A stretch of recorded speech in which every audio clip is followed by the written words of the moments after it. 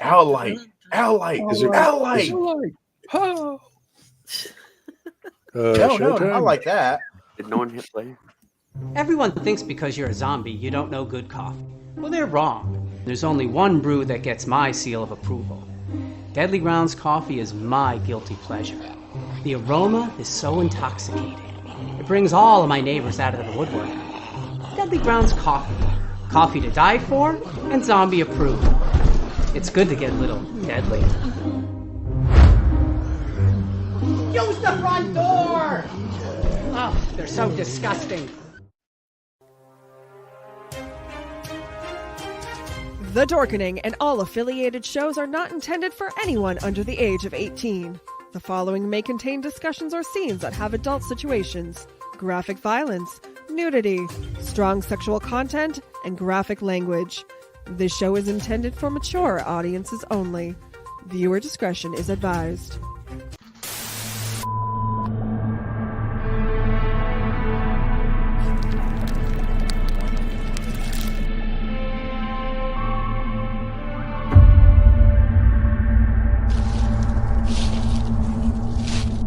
Before them stood the house of their nightmares.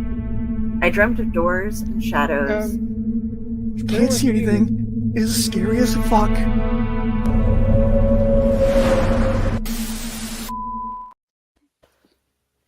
Hey everybody!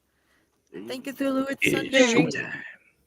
Welcome to the Owlette Society, where we are going to gather around our virtual campfire that we are completely covering up because we have this many storytellers to talk to you tonight. Fire. Fire.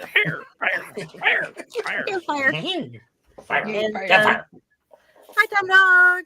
Hey, man. Yeah, so you can see the fire a little bit there, but The group. There you go. The group is on fire. That's my favorite karaoke song because it's the most. is on fire. Never mind. We don't need no water. Sure you do. Why is it your favorite karaoke song?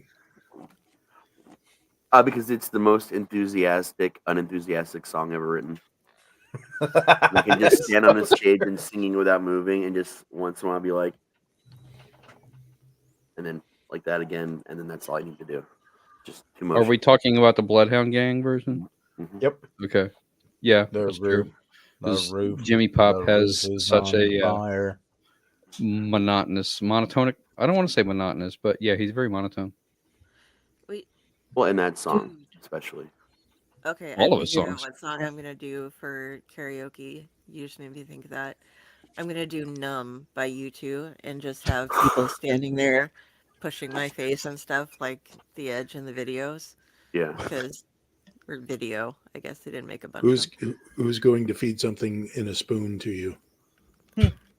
I guess it all depends on who's there. And who's available. Yeah. Yeah. So that we can have Ron's head, I'm gonna take down the logo there. We can see him. The owl was much better looking than me. Attacking. I do want to. It's It's Alfred Bird Hitchcock film. Oh my gosh. At the It's very least, I do want to 10A. show the logo so that way we do have a new logo, guys. The lovely John Oh, yes. Chris keeps making really cool things for us and sending them. So here's one of the new ones we're working with. We have 4 new ones that came through. So this is one we're starting with, and we're going to be playing around with them. We'll have some more T-shirts up soon, and yeah, because John is awesome. Doesn't And make cool ceramic pens. Oh yeah, dude. Okay, John sets up. By the way, if you guys don't know about John, if you haven't seen him before, John Crissa, part of he's the owner of Silverback Graphics. He does comic book stuff, and we've done a lot of our unwrapped. We've done with John Crissa boxes, and I don't have my stuff. I took it all into my room, and it's all there. But like, he wraps the boxes with all of this box art that is like the art that he doesn't feel is good enough for things, but he just gives you so much stuff. It's like, okay, I paid for these comics and stuff, and you get like, $20 more worth of comic books than you expected, and then you get a bunch of free art that goes with it, and not just the box art, just like free prints of stuff that he does, and then all the box art that we all collect, and he's just like, why do you guys do this to me? I don't want that one on display. I didn't like that one enough. That's why I stuck it to the box. And we're like, but we like that box art. So yeah, if you're ever looking for, if you're looking for a good mystery box, or you want something with like a collection kind of thing or setup, he has a bunch of key stuff, and he explains everything, and it's really really fun. And I should have used the box that I got from him most recently for Unwrapped, but I'd only ordered 2 things, and I ended up getting like 40 or something like that. So yeah, so how's everybody doing, guys? It's Sunday. I feel like Johnny Blaze right now. Well, look at the background. You look like him. Well, I see the enchiladas are kicking in.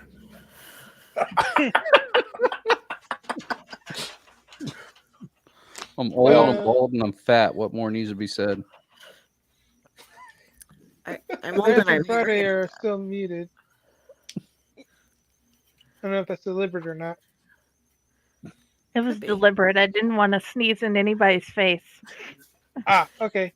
It was so cute. She did one time. She like forgot to hit mute, but instead took off her headphones and just sneezed. Repeatedly. I didn't have time to click. There was just this. Achoo, achoo, achoo, achoo, achoo. Hello. So yeah, we're all here. How's everybody? I disappear in my background. I'm pretty. He's on I've fire. been keeping busy. This Actually, house is on fire. next month, the new fake horror anthology is coming out, and my newest story is going to be in that one. Yay! It's a great I'm looking story. forward to that. It's awesome. Thanks, Friday. Got new fake horror stuff coming out. There's gonna be some new well, in a while. It's gonna take a little bit longer than that, but Fractured Mind is re-releasing the first 2 Morlord from the Mythos as a box set. Gonna be coming out here in a while. We'll get you more info on that as it comes up. And both of these books are gonna have some or they have individual art, right? How did that happen? I don't know. You pushed I didn't the even hit any buttons. Maybe you were purveying some bullshit. I don't know how to fix it. There we go. Thank you. Yeah, I wasn't even touching my keyboard or anything, or my mouse or anything. It just happened. And I'm like, I pressed. You're a enter wizard, and that Harry. happened. I did want to try and say something if I could about the Fractured Mind thing. I'm super excited about it because I have a story in Volume 2, but there was an opening in Volume 1 recently for this re-release, and I'm writing what now might be my new favorite story that I've done. I'm close to done. Every night I've been getting like between like 300 to 500 words on it for a couple nights, so I'm right at the end of it now. I can't wait to see how it turns out, and it's really cool to be able to finally be in both volumes with you. So Yeah, I'm super excited. That'll make it 3 volumes. Well, soon to be 4 that you and I are in together.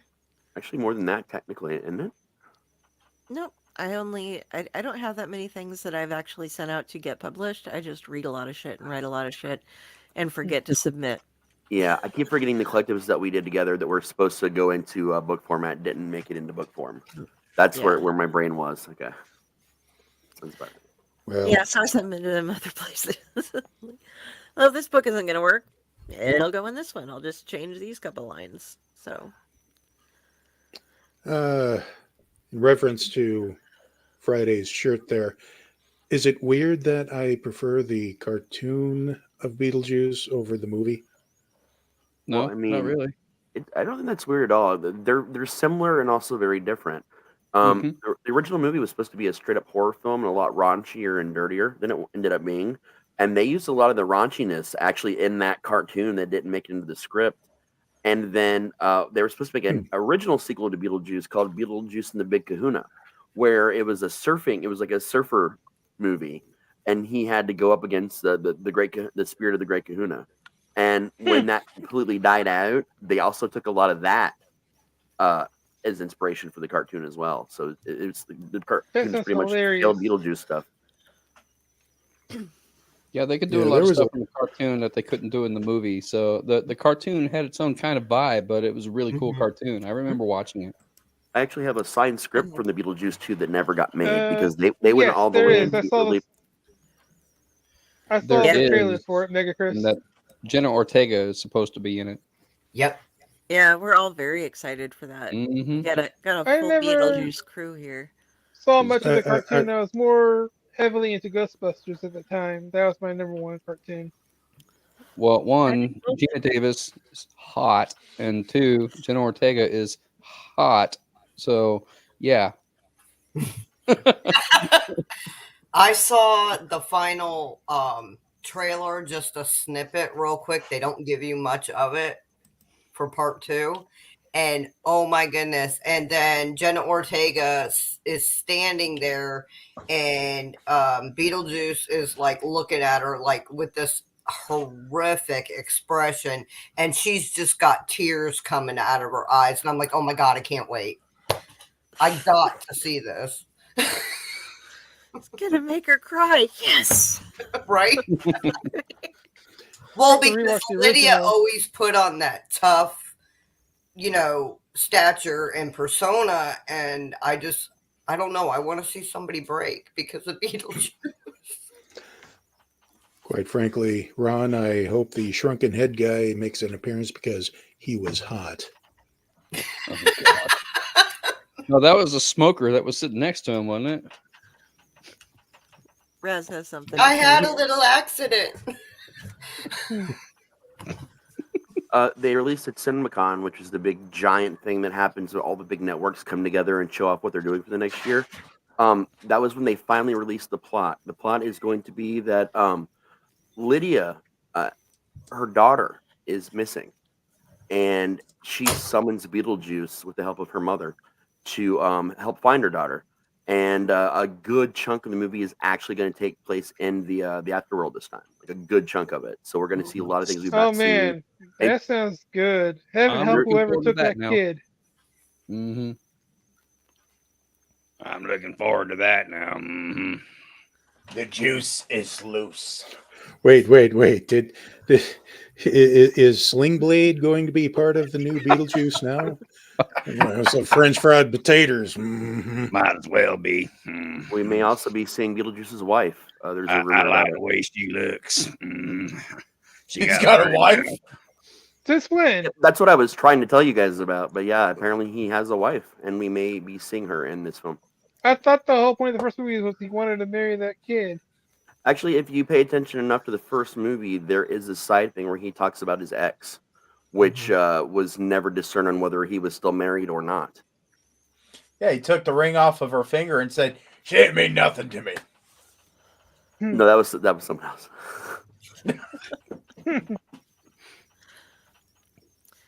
Is it really bigamy if you're dead?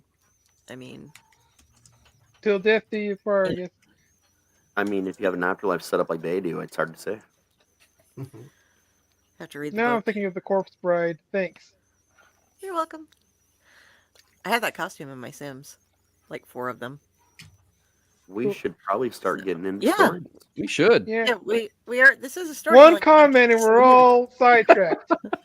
What? This ain't padded cell? Is this padded cell? Oh. It's Starting to feel like it. Oh, is this your first time here, Mike? No, but Okay, it's been a while. I don't get to come on that often. third Just time. whenever Okay. Friday invites me, I'm like, sure, why not? But you say that like you're surprised. We have a squirrel for a reason. Yeah. Oh, that's where it came from. Yes, Ratatoskers here because we just kind of squirrel off. And then he used to bang his head, but he was getting concussion after concussion, and Oh, poor guy. I it's not. felt bad My for him. square ain't big enough to show I've got your podcast. You can kind of see the squirrel's face, though. I know, but you can't read I've got your podcast. All I see is I got pod, which is pretty funny. Got pod? Got pod. Well, it's legal. It's legal in Ohio now. Paul got pod. All right. So we have Let's get some into folks who need to jump off soon, or maybe not soon, but early. Yeah, that would be me. I have a 5 a.m. wake up time tomorrow, so. All right. So we will have you go first, sir. All right. Pick this one because it's Friday's favorite out of all the ones that I've written. So, And this one's a little more lighthearted than some of the usual stuff I get. It's called The Gift. Tanya opened the door to her apartment with a deep sigh, her eyes glistening. It was sunset, and the last rays of light peering through the windows cast a deep orange glow around her living room that contrasted her depression. Leaving the door open, she went back to her car to bring her luggage in. Normally she would try to carry it all in one trip, but there was no need to anymore. There was no one for her to show off to. Her dear Alexandra's laughter will never fill the spaces between the walls again. She was an immigrant who moved to the U.S. from Russia when she was in elementary school, and she and her family still had strong ties to their old home. So strong that she wanted to be buried there in the family graveyard. Tanya respected that wish, but she never thought that she'd need to fulfill it so soon. They were barely out of their honeymoon phase when she was struck by a drunk driver on her way home from law school, ending her all too brief life. After bringing in her luggage, Tanya looked around the living room and noticed the blinking light on her house phone, indicating waiting messages. Too tired from her flight to deal with that nonsense, Tanya decided instead to bring just one bag of clean clothes from her suitcase into her bedroom, and call it a night early if she could.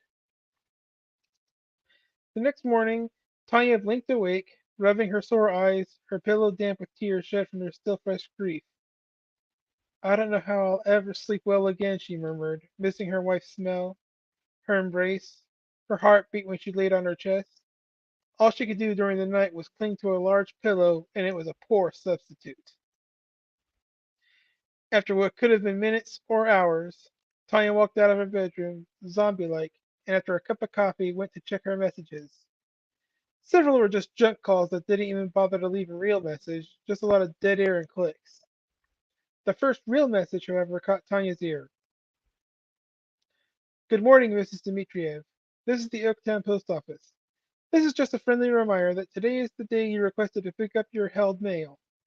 You also have an international package that requires your signature.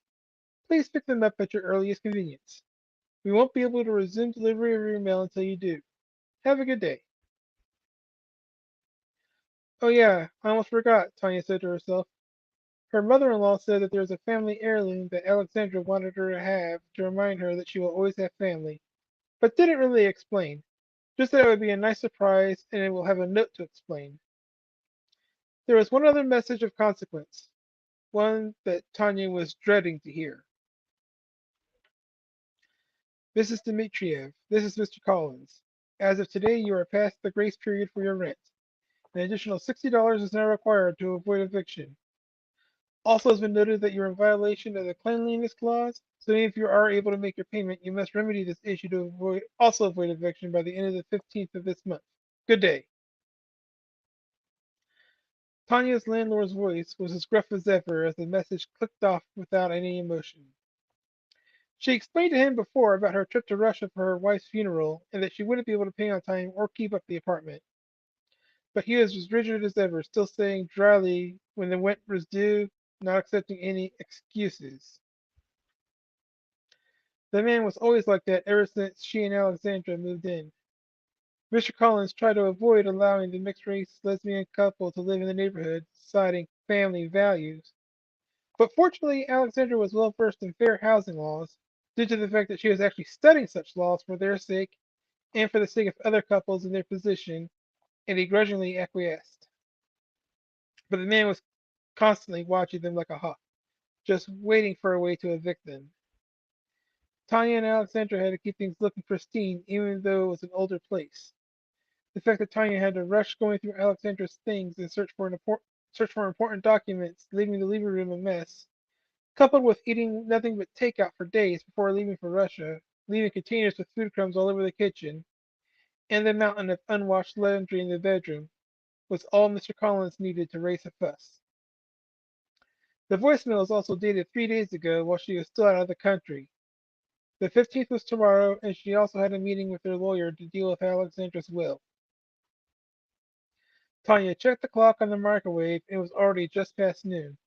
The jet lag and grief really screwed up her sleep schedule. There was no way she could take care of everything she needed to today, not to Mr. Collins' satisfaction. The realization she could lose her home so soon after losing her wife put Tanya on the verge of another breakdown. Her hands were shaking, and she was breathing hard, but trying to calm down. If I can't deal with the apartment right now, I'll deal with what I can do, she told herself. Alexandra left me something. That's what I can do. Check on that, Tanya told herself. She looked herself over briefly to make sure she was at least dressed enough to go back out, not remembering if she changed into fresh clothes since last night. She did it. Screw it, I'm covered up enough. No time to shower and change anyway. Tanya grabbed her bag and keys and left for the post office. The first good sign that happened to Tanya this day was that the post office wasn't busy at all. Most people were working at this hour and not trying to pick up their parcels. She approached the front counter and gave her name, address, and showed some ID. Oh yes, Mrs. Dmitriev, the clerk said amicably. Give me a minute and we'll have your mail and package brought up. Since it's international, you need to sign for it. A minute later, the clerk brought back her mail in a rubber band. I think you should carry this to your car first before picking up your package. It's a smidge heavy. You can cut back in line when you return. I'll do that. Be right back. After Tanya returned, she saw the package sitting on the clerk's desk. It's about 3 by 2 by 2 feet. And the clerk was right. It was slightly heavy, felt 20 to 30 pounds, but nothing Tanya couldn't handle. I wonder what this is, she asked out loud as she drove back to her apartment. When she arrived, she put the rest of her mail aside and placed the package on top of the kitchen table and opened it. Inside, protected by styrofoam peanuts, was a 2.5-foot tall statue. At first, Tanya was reminded of a lawn gnome, but she found that strange. Her wife was Russian, not German. There are some notable differences from what one normally expects from a lawn gnome, too. Usually they were painted. This statue is perfectly gray. Also, unlike the stereotypical gnome, this statue didn't have a hat. In fact, it was bald, or a beard, but it did have a long handlebar-style mustache. His face looked both wise and kind, but at the same time, for some reason, Tanya felt this figure was to be taken more seriously than the whimsical decoration she mistook it for. It also looked a little familiar. The figure was also portrayed in a sitting posture that would make it difficult to display outdoors. Plus, as their home was an apartment, there was no yard to decorate with this thing. What am I supposed to do with you? She asked, of course not expecting an answer. Tanya always did have a habit of speaking to inanimate objects anyway. This was nothing new. She removed the statue, and beneath it was a manila envelope. Opening it, there was a note written, as well as a smaller, regular envelope with a wax seal with an ornate D pressed upon it. Tanya first read the note. Dearest Nevetska, I wanted you to know that even though we only met a handful of times, when Alexandra first introduced us after you decided to get engaged, when you got married, and the tragic occasion of her funeral, I knew you meant the world to my daughter. At first, it wasn't easy to get used to the idea of her being with another woman, but when I and the rest of the family saw how happy she was with you, happier than I've ever known her, I realized my reservations were very foolish. I want you to know also that by marrying Alexandra, you became part of our family, and even though you're a world away from us and even further from her, you're still part of our family. There's one thing that Alexandra did that you weren't made aware of. She did write a will addressed only to us that, in addition to what is in her legal will, asks us to entrust our domovoi to you for as long as you need him. It may seem silly to you, but this statue has always been a part of our family for generations, and it has brought comfort during times of crisis. The smaller letter in this envelope is from Alexandra herself, and she can tell you more about him. Once again, remember, you will always have family. With love, Mother Roxana. Tanya's eyes watered as she read the letter from her mother-in-law. She even smiled for the first time since returning home from reading the Russian word for daughter-in-law that she only just started getting used to. Yeah, the domovoi statue seemed silly at first, but she knew how much family meant both to Alexandra and the rest of her family. It was one of the things that she loved about her. She knew that, had the unthinkable didn't happen, she would have made an excellent parent for any children they might have had. The young widow didn't hesitate to break open the seal on the letter her wife left her. Excuse me a moment.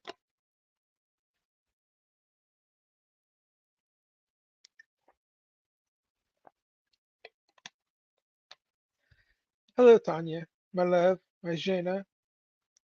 I wrote this letter just 1 week before we were to be wed and arranged for its delivery on the event of my death. As I write this, I'm still so excited and in disbelief. I know you're my soulmate, my one and only, but that doesn't quiet my nerves.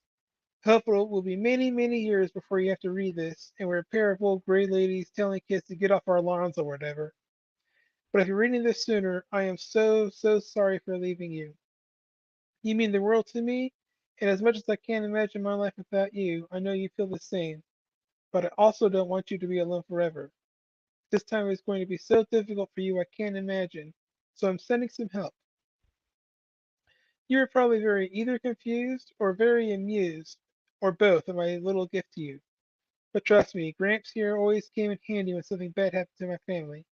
And since you are my family too now, he'll help you. But you have to treat him like family too.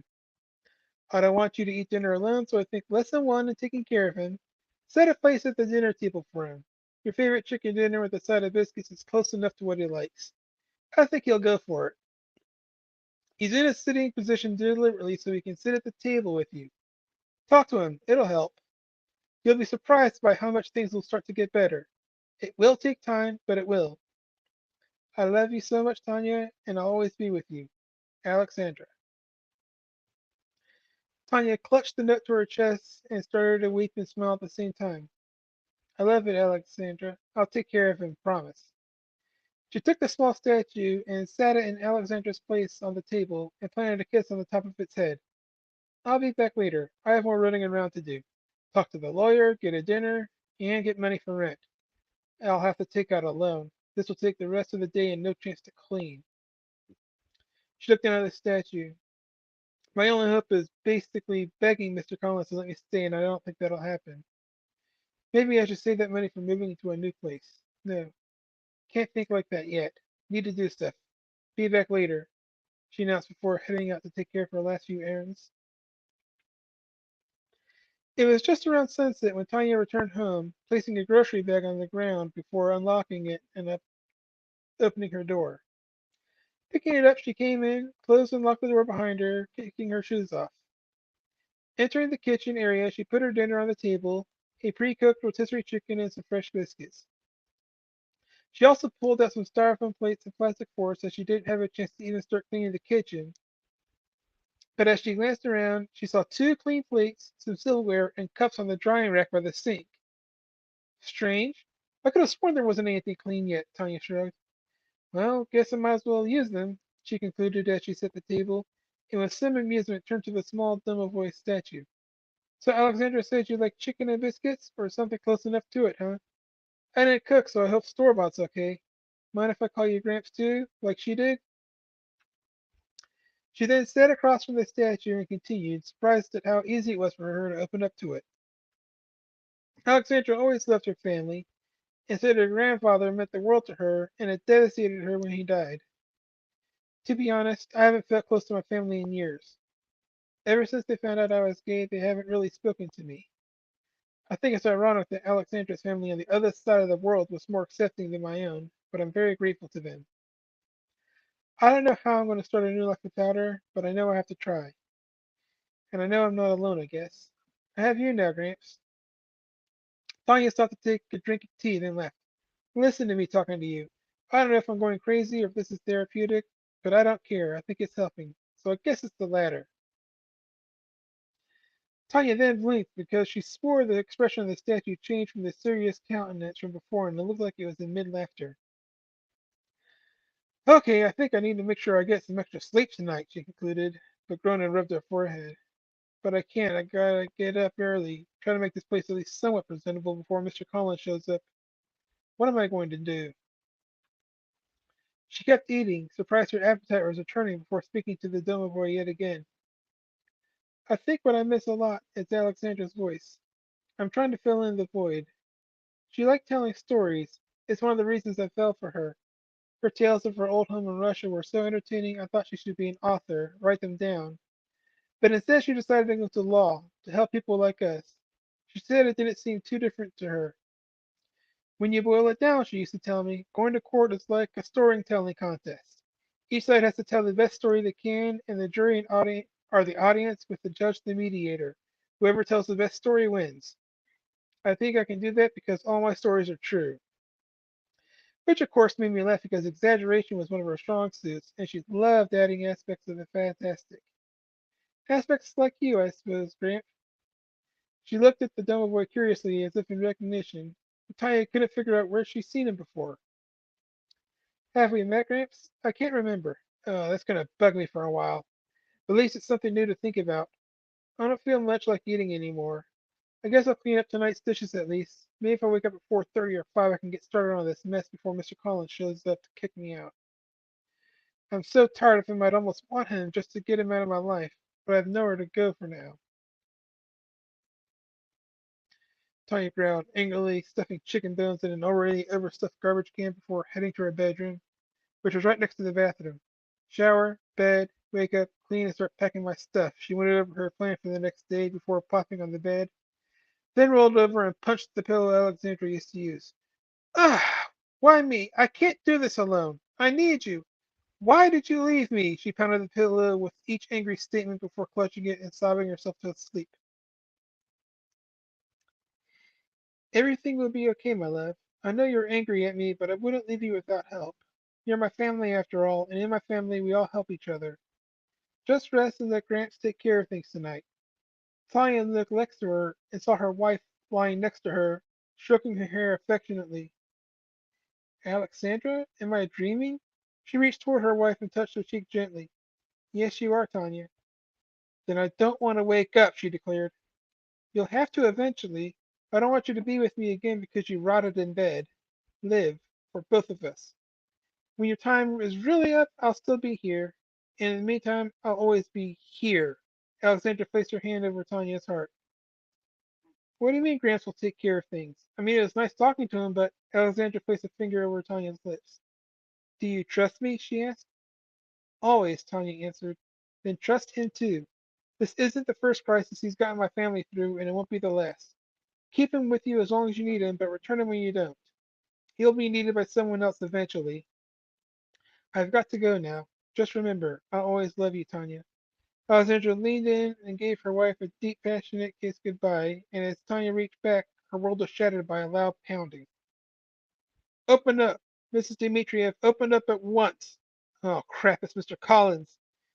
Tanya shot up out of bed. My alarm didn't go off, she gasped as she saw the time. It was almost 11.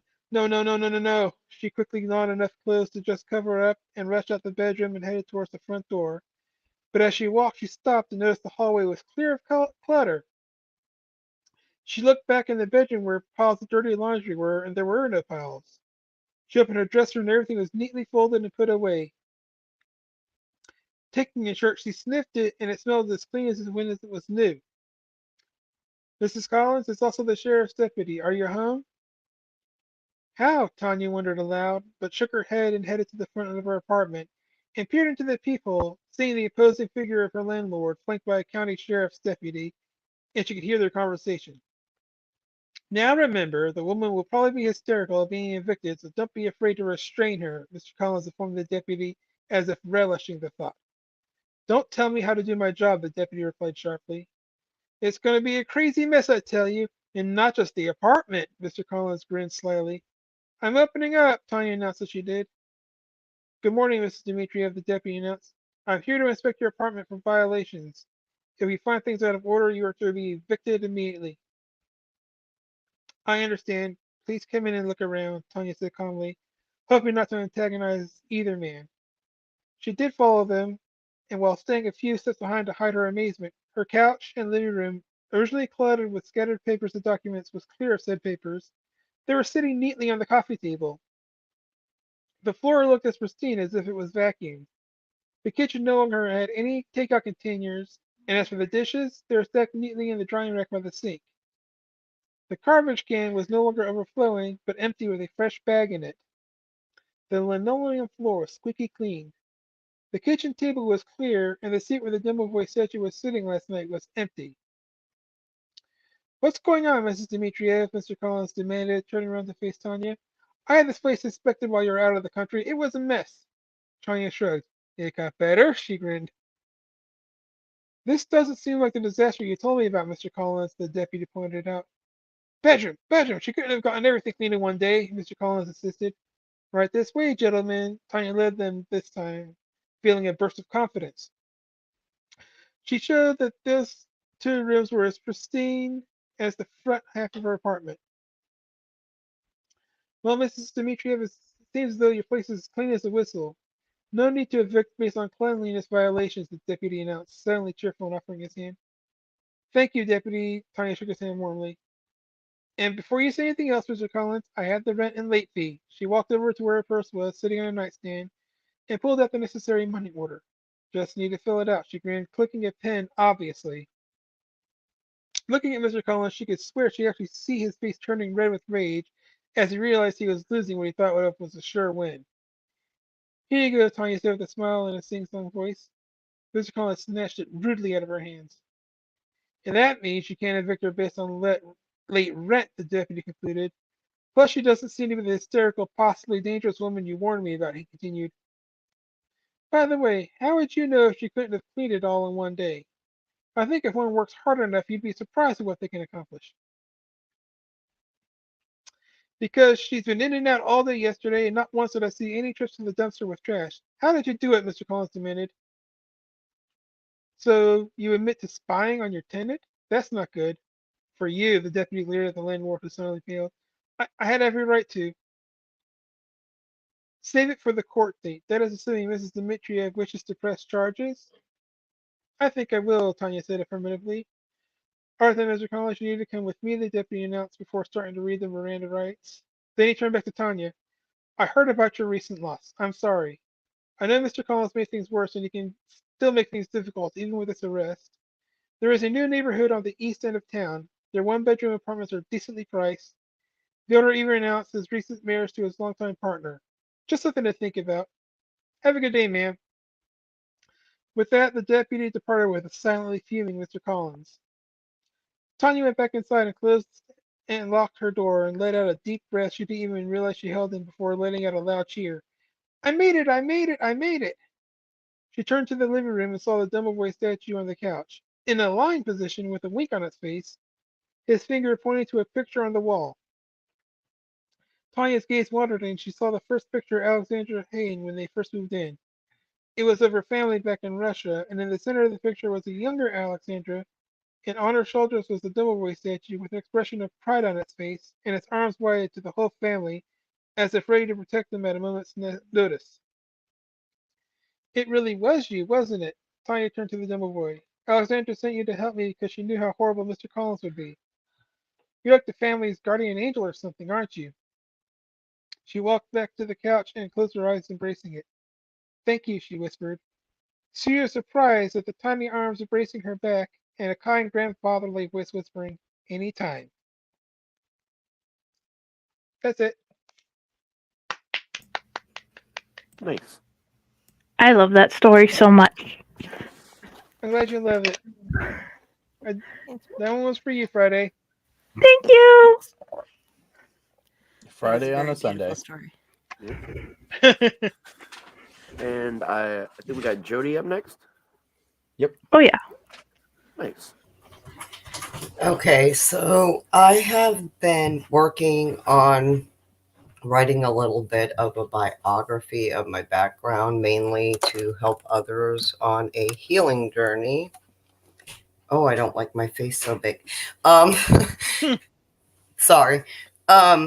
So this was an experience I had, and it's going to be part of my story. I'm just working on the wording for it, but I'm going to tell my first adventure chasing the psychedelic caterpillar. And so I was hanging out with a bunch of my friends, and I got to go stay with my cousin at Uncle Joe's. And we had this wonderful idea to go out in the field and get psychedelic little treats and go for a hike. And we went for quite a hike. And I remember telling my cousin, like, this isn't working. I don't know what the big hype is. And out of nowhere, it hit me like a ton of bricks. So there were a bunch of leaves because it was almost fall. And they looked like beetles. And they were just beautiful. And I dove in them and hurt myself, but laughed the whole time. Then I got up and unfortunately, Mother Nature called and everybody was laughing at me and I had no sense of what was going on. I was really on the moon. And apparently I had started walking and never pulled my britches up. And I look back at that and why it's so funny, and part of what I'm sharing in my biography is because it was the only time, believe it or not, that I genuinely at that age enjoyed myself. We got back to the farm and the greatest thing happened. Honestly, if you can envision being at the carnival and on that, I don't remember what they call that ride, but the one that spins really fast and then goes the other way. And Uncle Joe put us in the big tractor bucket. And I honestly felt like I was a kid at a carnival and the freest I felt. So, long story short, it was a crazy, fun, wild ride, but also I've never chased the psychedelic caterpillar again. But it just goes to show that no matter what anybody chooses to escape, I found freedom and, believe it or not, strength from that experience. So I just wanted to share that. And if anybody has anything related that they'd like to privately share with me, I'm all ears. Thank you, guys. It's pretty awesome, man. Chase that caterpillar. And it's like a metaphor for life, though, if you think about it. Facts. Oh yeah. I have stories along that vein, but I'm not quite comfortable sharing them. I have a lot of them. I've shared one or two in the past, but I have a very large amount of them. I just worry it's gonna be like, you did what now? For my family or something. Be like, no. I don't have much family, and what I do have don't watch this shit anyways. And I really don't think it would surprise them. Be like, that was during those years that we didn't really hang out, remember? I have never met the psychedelic caterpillar, and I have tried herb before. That was fun. I missed that. The herb. The herb's awesome. All right. Who did we have that needed to go up next? Is it me or Ron? Initially, it was Ron, I believe. Okay. Pal, you can go. I'm not in a rush. Oh, you're fine. I mean, we put you up first. Go for it, buddy. I want to hear you. Oh boy. I want to stare at that glistening head. Yeah, great. Is that a Stargate behind you? No, it's the cover of my book. Oh, okay. Oh, okay. It's Sorry. a keyhole into a padded cell. Can't you tell? Oh, okay. Now I can tell, yeah. Or a keyhole out of a padded cell, depending on which side you're on. Or from one cell to another cell. Or freedom. All right. I have to give some background on the story.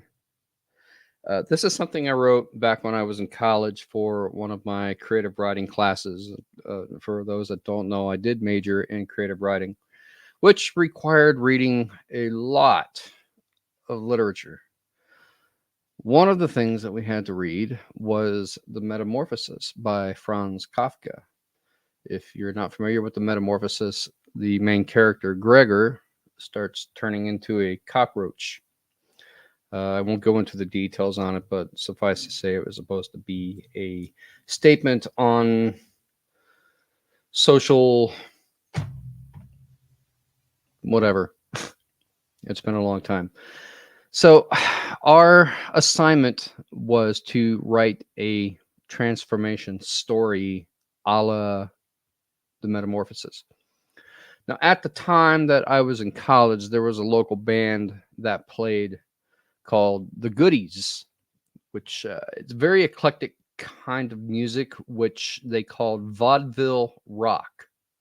They're out of Asheville, North Carolina, and yes, they do still perform.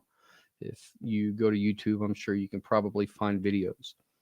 The lead singer of the band, Stephen Childers, is a natural falsetto. They have a song called Plastic, which the lyrics say, I want to be plastic. I think that's what I'll do. I want to be plastic and a plastic girlfriend. Plastic hairdo, plastic forehead. I want to be plastic. I want to be with you. So for whatever reason, my demented brain merged these two concepts together. And this story is about a man who's turning plastic. It's called Plastic Holiday. Did it ever occur to you that you might be turning plastic? What? But that's impossible. Mr. Holliday looked at his position and blinked several times as if he didn't recognize the man. How can you turn plastic? Now, calm down, Bill. They haven't quite put a name to it yet, but I mean, turning plastic. It's a perfectly normal thing. Dr. Good was just as shocked as his patient, but he didn't want to say anything for fear of causing a bad reaction. He thought if he played it cool, everything would be all right. What? Mr. Holliday shouted, not realizing the intentions of his doctor. He was in total disbelief. Many people have lived perfectly decent, normal lives in this condition, said the physician, still trying to play it off. Mr. Holliday slowly began to calm down. So you've seen this before? He asked with skepticism. Well, no, but that's what I thought, replied Mr. Holliday. Right. It had all started about a week ago. Bill Holliday had awakened that morning with a curious sensation gnawing in his right forearm. He couldn't quite name what it was, but it had been constant throughout the day. By dinner time, he had noticed his arm had become glossed over with some sort of shimmering film, but the sensation had subsided by bedtime, so he put it out of his mind. However, by next morning, when he woke up, the feeling had returned, only now a little more nagging. It wasn't exactly a pain, however, just this general numbing sensation, somewhat like the feeling you get if you've been sitting in the same position for too long and your legs have gone stiff. Except this sensation felt more tingling, but not like the tingling sensation you feel when you finally stand up and let the blood flow back to your legs. No, this sensation was... Well, Bill didn't exactly have a word to describe it, but the feeling had persisted for a week. Each morning he would wake up and find that part of his body was glossed over with a light film. It wasn't remarkably noticeable, though. By wearing a long-sleeved shirt and slacks, he was able to hide the truth. But if anything, the sensations were growing stronger, though not to the point of unbearable yet. However, Bill did not want to take any chances. He finally decided to see his physician, Dr. Elias Good. You're turning plastic, said Dr. Good. Plastic, mumbled Mr. Holliday. And how does this happen? Well, doctors have been studying this phenomenon. I read an article just the other day saying that plastic was the way of the future. The doctor did not think it prudent to inform his patient that the article was in a technology magazine and not a doctor's journal. In fact, you may be very well ahead of the trend, Bill. By the time we all go plastic, you'll already have a step up. Mr. Holliday was still not amused or impressed. And this is good. How? He was getting slightly agitated. Well, said the doctor, looking for a bright and optimistic response. It's not like you're dying. He wasn't dying. Quite the opposite, in fact. He felt in better condition than he had in nearly 10 years. Dr. Good had prescribed some mild pain relievers, but could not think of much else to do since no one had ever had to deal with someone turning plastic before. The drugs didn't help. The sensations continued. Sometimes Bill would stand and study himself in the mirror. By now, his entire body was coated with this amazingly slick film. It hadn't even been a full month yet, and his right forearm, where the transformation had originally begun, the film had gotten thicker. Now it was a shiny, luminescent substance that created colorful streaks when it refracted light. But his arm was still entirely intact, and he had noticed a new flexibility he had never had before. He could now reach down and scratch that insatiable itch on that previously unreachable area of his back, except the itch had somehow subsided, practically with all other sense of touch as well.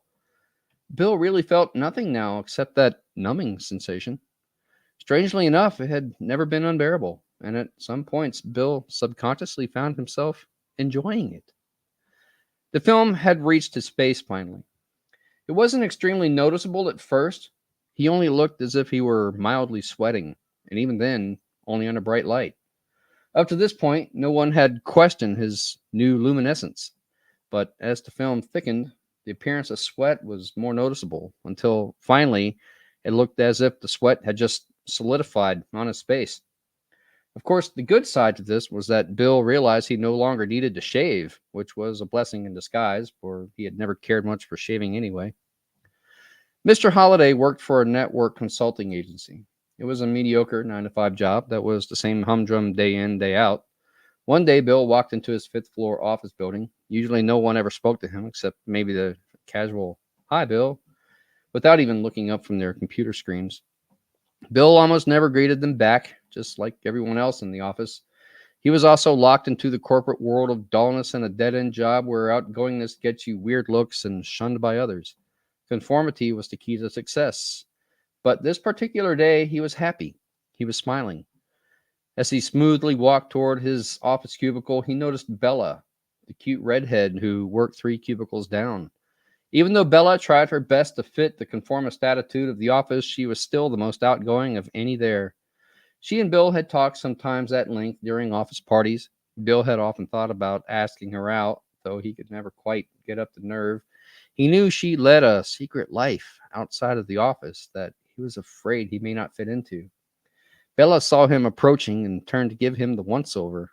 Bill wondered again about the nature of her secret life, and perhaps it was the confidence that came with his newfound plasticity, but he decided to make it a point to find out what that secret life was. "Good morning, Bill," she said sweetly with wind chimes for her voice. "Wow, you look different today. Have you been working out?" She was still giving him the once-over.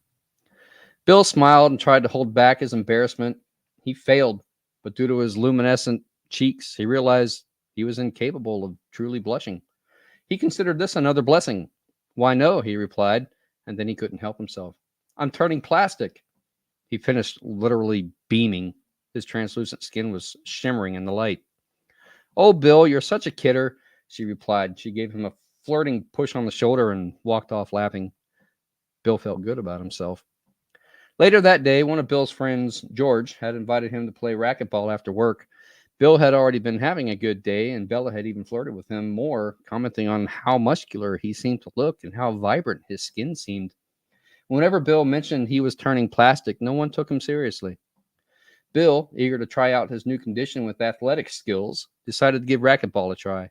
He had never been much into sports, nor had he ever played racquetball before, but he noticed he was significantly more agile on his feet and, in fact, never broke a sweat. And by the end of 6 straight games, he found he wasn't even breathing heavy. "How do you do it, Bill?" George asked. "I thought I was in good shape, but you just wiped the floor with me." "Well, George," he replied, "I'm turning plastic." They both laughed, and Bill Holliday drove home in a good mood for once.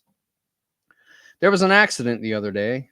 Bill was leaving his apartment to head for work when a speeding car veered around the corner and smacked dead on to him. He didn't even have time to scream or gasp or even make a face of fright. Boing!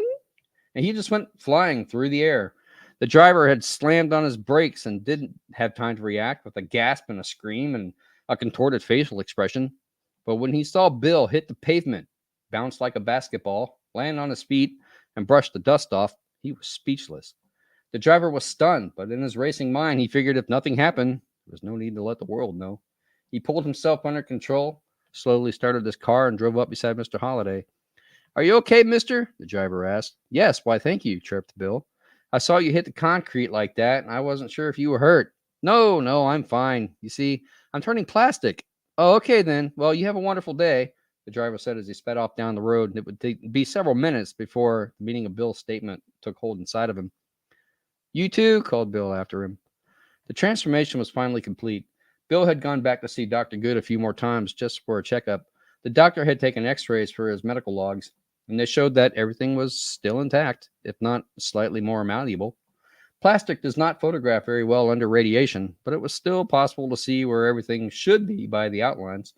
Dr. Good listened to his patient's heartbeat through a stethoscope, and it seemed to be beating normally, and perhaps even better than normally. Of course, trying to take a blood test failed since Bill had no blood, only a clear, odorless liquid that tended to solidify if exposed to air for too long. "What do you think caused it, Doc?" Bill asked during one visit. "Hard to say," mused the doctor. "The transformation could be psychologically induced." "How do you figure?" asked Bill. "I've read some psychiatric cases of people who get stuck in a dead-end job and a boring everyday routine. They get so sick of their lives, they eventually sell off everything they own and move to a tropical island somewhere and drink margaritas on the beach all day. Turning plastic could be your way of dealing with the monotony of your own job. Maybe you should think about taking a vacation yourself. How long has it been since you've taken one?" "I don't know," replied Bill. "Maybe 5 years." "There you go. My advice would be to prescribe a vacation for you. Brazil is nice this time of year." Mr. Holliday was in the best shape of his life and feeling it. He felt like he could do anything. Pain was a thing of the past. To celebrate his newfound condition, Bill decided to heed his doctor's advice, take his leave time accumulated from work, and go on vacation. He decided Brazil did seem like a nice place this time of year, and it was a place he had always wanted to visit but never would afford himself the luxury. Bill wondered if Bella had ever been to Brazil. Perhaps now was the time to ask her out. That night, Bill dreamed, with fantasies of plastic beaches where plastic females slowly melted in the heat, playing in his mind's eye. Bill and Bella boarded the plane with plastic credit cards in hand. Once again, he was feeling good. It being plastic was the way of the future, he thought. Someone would have to lead the way. Bill decided he was the best man for the job.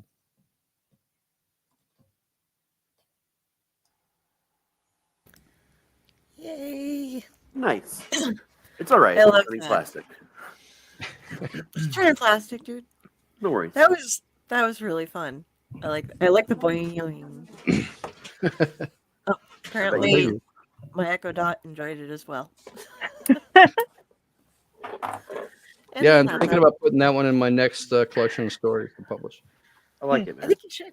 It's only about 2,000 words, so I feel like I could expand on it a lot and just put Bill in different situations that would, test his plasticity. Or have situations where his plasticity would be a disadvantage. Like if he wants to go swimming, he can't go underwater, for example. Because he would float. Buoyant. Yep. True. He's too buoyant. He can't go swimming or something. So yeah, we got Pile Up next. Yep. And I'm going to try something totally different because I used to do a couple of things on the radio station, and when we did stuff on the radio station, you could never ever see me, right? So we're going to try this. The heck? So this was Johnny. And when I did the radio station, I'd always call in and go, hello, this is Johnny down here at local Walmart. And I just wanted to tell you about this wonderful situation we got going on here. I don't know if it's wonderful. It is Black and Blue Friday. Well, I guess it's just Black Friday. And I just want to tell everybody, please put your cards away, because if you don't put your cards away, what's going to end up happening is they're going to end up going and hitting all the other cars. And I worry about other cars all the time. So I come to Walmart all the time, and I hope that you guys put your carts away. And if you don't, it's okay. But if you see me at Walmart, I'm the guy that's on the lawnmower just driving around. I got my Christmas lights on, and I can't make them blink because they're not the blinking kind. So what I've been doing is I've been plugging them in, unplugging, plugging them in, unplugging. So that way we have blinking lights, that way you can see me on my mower. The ironic thing about this whole thing was when I did this at the radio station, the DJ absolutely loved it. He played it because I left it on his voicemail. When he put it on the voice, or he actually played it, Walmart actually sent some of their people out to see if they could find the guy on the lawnmower. So he called me up and said, "Hey, is there any opportunity you can call again?" And I said, "Yeah, I can do that." And I did. And I said, I'm on here on the backside of Walmart just checking it out right now. And I'm trying to see if as soon as all the cars clear out, I'm going to see if I can get myself a good deal. I know Black and Blue Friday is here, and they got some great deals on some tires. And I'm hoping that they can make some room and change the oil in my lawnmower. To my knowledge, that's the end of it. But unfortunately, Walmart called the radio station and flat out acknowledged that there was so many people that was looking for this guy. So we went ahead and we posted this picture, a picture kind of like this, on the radio station, just telling them, "Hey, this is who we're looking for. And if you guys can find him, please let us know where you found him." And about 3 weeks later, I did another call in with the radio station, and they said, "Hey, do you think you can talk about dog license?" I said, "Yeah." And I said, yeah, I had to go to the animal shelter and go get my dog license. And I was kind of upset. And then I went and I bought 2 licenses, one for my dog and one for my other pet. And I was really super excited because this other pet of mine, he doesn't mind being outside. Everybody just lets him alone. Once in a while, I'll stick him and I'll put him out where people can touch him and they can pet him. And he doesn't mind this kind of weather. And the reason he does it is because he's my pet rock. And I wanted to make sure that my pet rock could enjoy the company of people. So I got him a doggy license too. And I don't have a cat because cats just, they look at me weird. And it's almost like some of the people that look at me too. But just going on the radio station, you don't see the people, you don't understand what they look like, this and that. If they post pictures on their website, it's great. But I remember I got another phone call and it said, "Hey, can you do us another favor? Here we are, we're coming up to Christmas. Can you go ahead and do us a big, huge favor?" I said, "Yeah, what you need this time?" And what they said was, can you unwrap some presents on the radio? And I was like, "Yeah, I can do that." So I went, here, I'm Johnny again, just calling in, and I'm really glad that everybody got me some Christmas presents, and I think it's wonderful. And here, let me go ahead and open one up. Yep, let me open. Oh my gosh, I tore the paper. I wanted to save that. Oh, you know what? It's going to be great no matter what. Oh my gosh, you guys really care about me so much. I got myself, oh man, look, you guys can't see it, but I got myself a nice coffee cup. And oh my gosh, you guys are awesome to me. And I don't know how to thank everybody that's been thinking of me. And if you want to give something away for Christmas, that's perfectly fine. You can help. Oh, you know what? I got another one here. Let's open this one up. Oh my gosh. That's great. It's a bar of soap. I have plenty of soap, but it's the thought that counts. That's all I can really say is the thought. So hopefully everybody enjoyed me, and I want to come back and enjoy ourselves and this and that. But yeah, I just, you know what? That is what I wanted to talk about and why I wanted to do my story on, because honestly, I don't think anybody really puts any thought into how radio shows operate.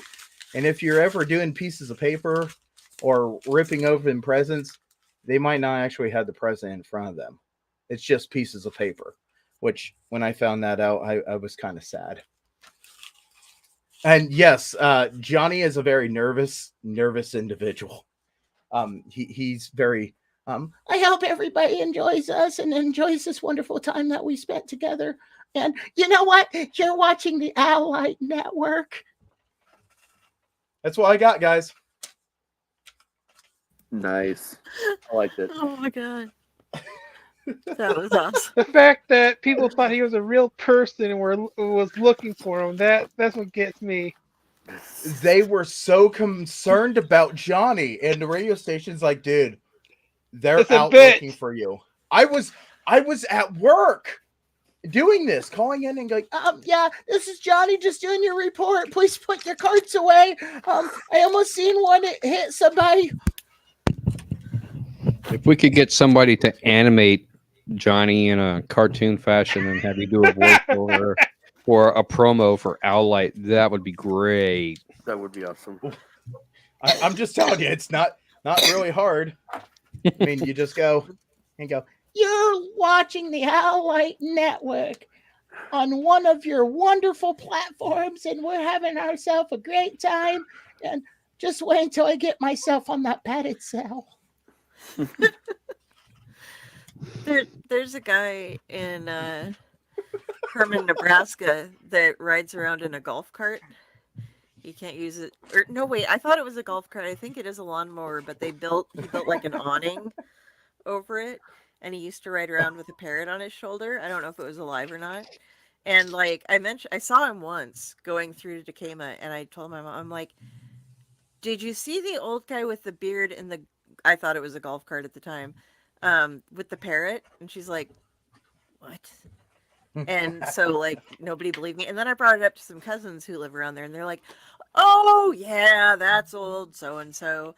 We always make, he can't drive anymore because he had a stroke, so he just drives his lawnmower around, and we build him a thing to have over it, and everybody makes sure he gets home on time and stuff and keeps an eye out for him. But he just likes to drive around town on his lawnmower and check everybody out.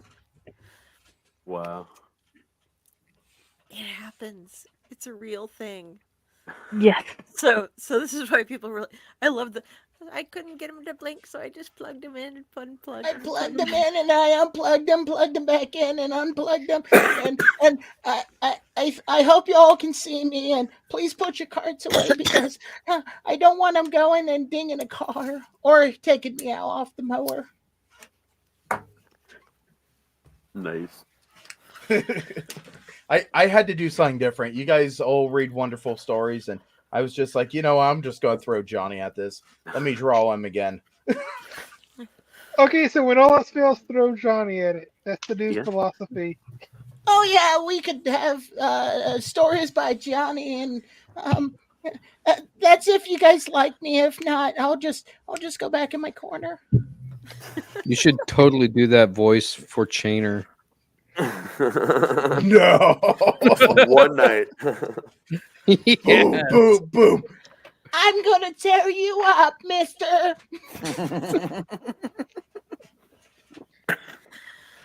All right. I think I'm gonna bow out now. I have an early day tomorrow, and I'm starting to slow down. So okay. Have a good night. Thank you for reading the story. Thank you for having me. Mountain Dew just came out of my nose. I'm not gonna lie. What was the cause of that?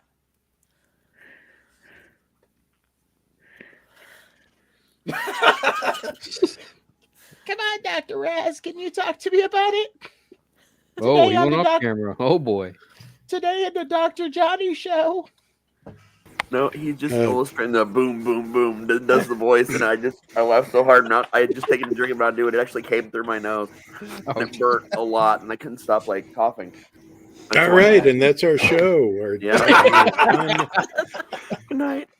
Good night, everybody. We, Oh, my we are eyes are watering now too. we are an hour into things. I believe it is time that we should throw up some ads real quick. Sure, So probably if is. Yeah. anybody needs to run to the restroom, or I mean, check out our ads, of Yo course. to the restroom. Yeah. All right.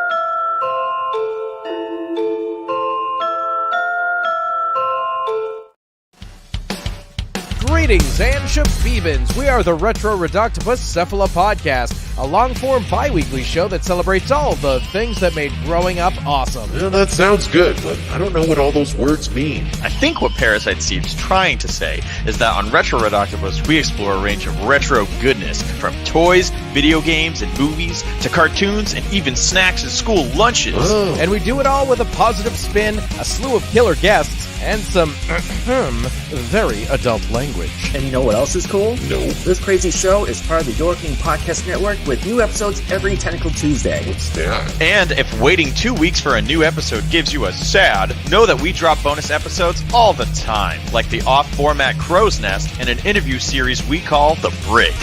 You can listen to Retro Reductibus on Apple Podcasts, Spotify, Stitcher, or any app that's cool enough to carry the only show that celebrates all the things that make growing up awesome.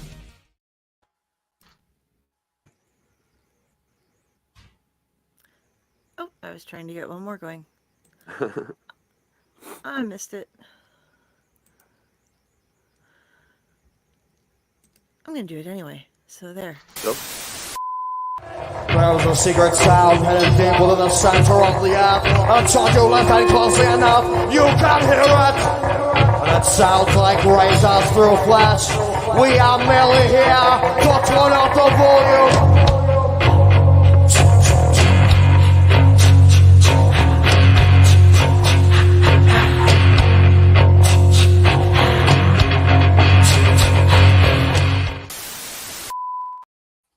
Oh my gosh, I just love that. That sounds like razors through flesh. Man, it You makes guys me know that's tingle. me, right? Yes. Okay. It's on my Spotify playlist. Fred did not realize that that was me, and I used it for a different portion of it for haunt commercials. And when he played it at the banquet last night for Chandler's, Fred was sitting next to me. He's like, kept looking at me, looking at the screen. I was like, "You recognize it, don't you?" He's like, "Yeah, didn't you use that for an ad?" I was like, "Dude, that's my voice." He's like, "No." I'm like, "Yeah, man, that was me a long time ago." And how many times did we play that last night? A bunch. Weird news though. I found out that it wasn't my guitarist that had been putting things up there. None of us can figure out who it was because my guitarist freak just started getting a hold of me about a week or so ago, wanting to do new studio material. So there's a weird and slim chance that I might be going back to music temporarily. Nice. Yeah, it's weird. Super weird. Well, you can make some music for the movie that we're working on. Maybe. We'll see how it goes. Gonna need a drummer though, hint, hint. I might know one. I sure hope so. If not, I can take a 5-gallon bucket and some sticks, and I can go tot tot tot tot tot tot tot. Nice. I was just listening to Blackheart Boys Choir last night, and it was the chapter when Asher breaks out the gift from his dad, and he's like looking at it, and they're like, I think this piece does need some percussion. And they're just like, yeah. So I don't know. Read the book, guys. Get it. I have like 4 different copies of it. They're all different. And speaking of stories, I think you had volunteered to go next. Yes, I will. Volunteer tribute. I am tribute. Okay, so this takes place back in the early to mid 90s. And this is something that actually happened to me. It was really weird. I've told you guys some things that happened around the town of Fremont. And this was one of those things that happened there. And first off, I had a really fun friend. And like, I know that when you reach a certain age, apparently you're supposed to stop playing things like fun games, or at least that's what a lot of, it's like, that's what you do when you're a kid. But we would go out to like parks in the middle of the night, and there was one of those things where you had like tires that you could climb up and little wooden rafter or wooden walkways and all this different stuff. And we were sitting around and we were playing house, and we were like, oh, this is the house and stuff. And I'm like, you need to get a better job. And he's like, why is that? I'm like, because we need walls. And this was the kind of like stuff that we would do. We would just be goofy as shit and hang out and play. And he was like, hey, do you want to go out and check out this old house that, like, I know a bunch of people go out there and go drinking and stuff. And like, it's just, a couple miles out of town. I was just like, oh, sure. Yeah, that sounds cool. We'll go check it out. Why not? And we'd been having this super fun night up until then, just being totally goofy. And I'm going to call him Brian. Brian and I get out to this place, and it's like this yellow house on a farm that's out kind of in the middle of nowhere. And when you drive onto the property, there's like the house is to your right, and then further back, there are barns and stuff, and a little bit to the left, there's some like grain silos and corn cribs, as we call them, the ones that have the meshing around kind of instead of being a solid building.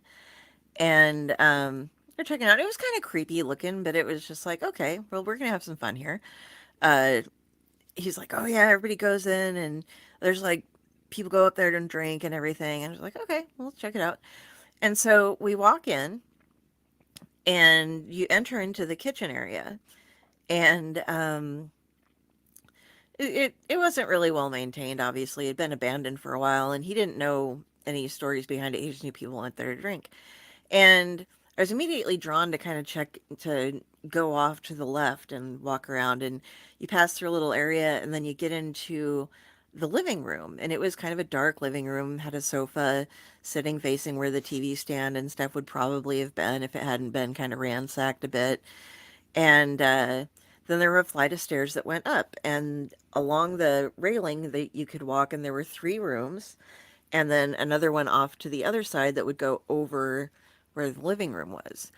And so we went up there and walked, and he was like, yeah, this is where everybody hangs out, is in this one, because it has the windows on both sides. I look in, and it's just, it looks kind of like a squatter's place. It's got a mattress on the floor, a bunch of beer bottles laying around and stuff. He's like, and people, some people use the other rooms, but mostly everybody hangs out in here. But we didn't bring any beer with us or anything. We were just checking out the house. And so I walk on and look into the next room. Kind of the same thing. Nothing really special about it. And same with the third room. And when we got to the very end of the hallway and got ready to open the door on the left, something just froze. And I mean, like, it felt like I'd been being led by something all the way through here. And I couldn't figure out why it was like the temperature just dropped immediately, and the entire mood of the house completely shut down on me, and it was super oppressive. And we opened the door, and I saw something moving, and all of a sudden I looked straight up, and the ceiling went on forever, and there was just this blackness. And suddenly something screaming and hanging from a rope came dropping down straight at me and just scared the living piss out of me.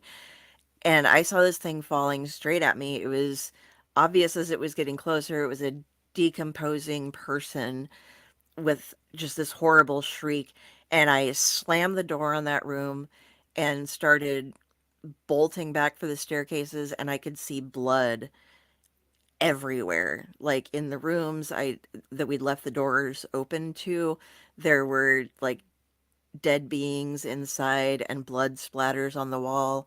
When we got to the stairs, I was actually slipping on them because what went from being this just old staircase was suddenly a coated in blood staircase, and my feet, I'm holding on as I get down. You can see on the um, floors in the living room where somebody had fallen and like a big pouring out of blood around them. And I had grabbed Brian, just like bolted out, got into the car. And as we're getting in the car and I'm driving as far away as possible, something comes rushing like up from the corn crib area and stuff. It was like the whole farm. There was just this like an exhale of evil or something to just get the fuck out of there, like chasing. And Uncle Necro will be the only one who really knows what I'm saying when I do this, but I drove all the way to Columbus to get away from this. And it was on the east side of Fremont. And so I drove like on the highway all the way around far west. I think it's like 40 miles or something like that before I could catch my breath again, and was finally okay. And he was just like, what in the hell? And I was explaining to him as as we were driving, like what had fucked me up, but I still felt like I was being chased half that time. And I finally got back, after I calmed down and everything. And I was talking with one of my other friends about it a couple days later, because I was just like, God, this place really freaked me out. And they're like, I started describing, and they're like, oh, the old yellow house off by blah, blah, blah. And I'm like, yeah. And they're like, yeah, that place is haunted as fuck. Because, and I was like, well, what's the deal? And they were explaining it to me, and I would chalk it up to urban legend, except the person who was explaining it to me had actually done some research, and they weren't able to find everything about it, but they had found out that there had been a family there that had been murdered by the son. And I joke that he Amityville'd them all, but basically he did. And then he hung himself. He was on PCP, apparently, and he hung himself from the top of the corn crib. And they cut him down, but they left some of the rope up there.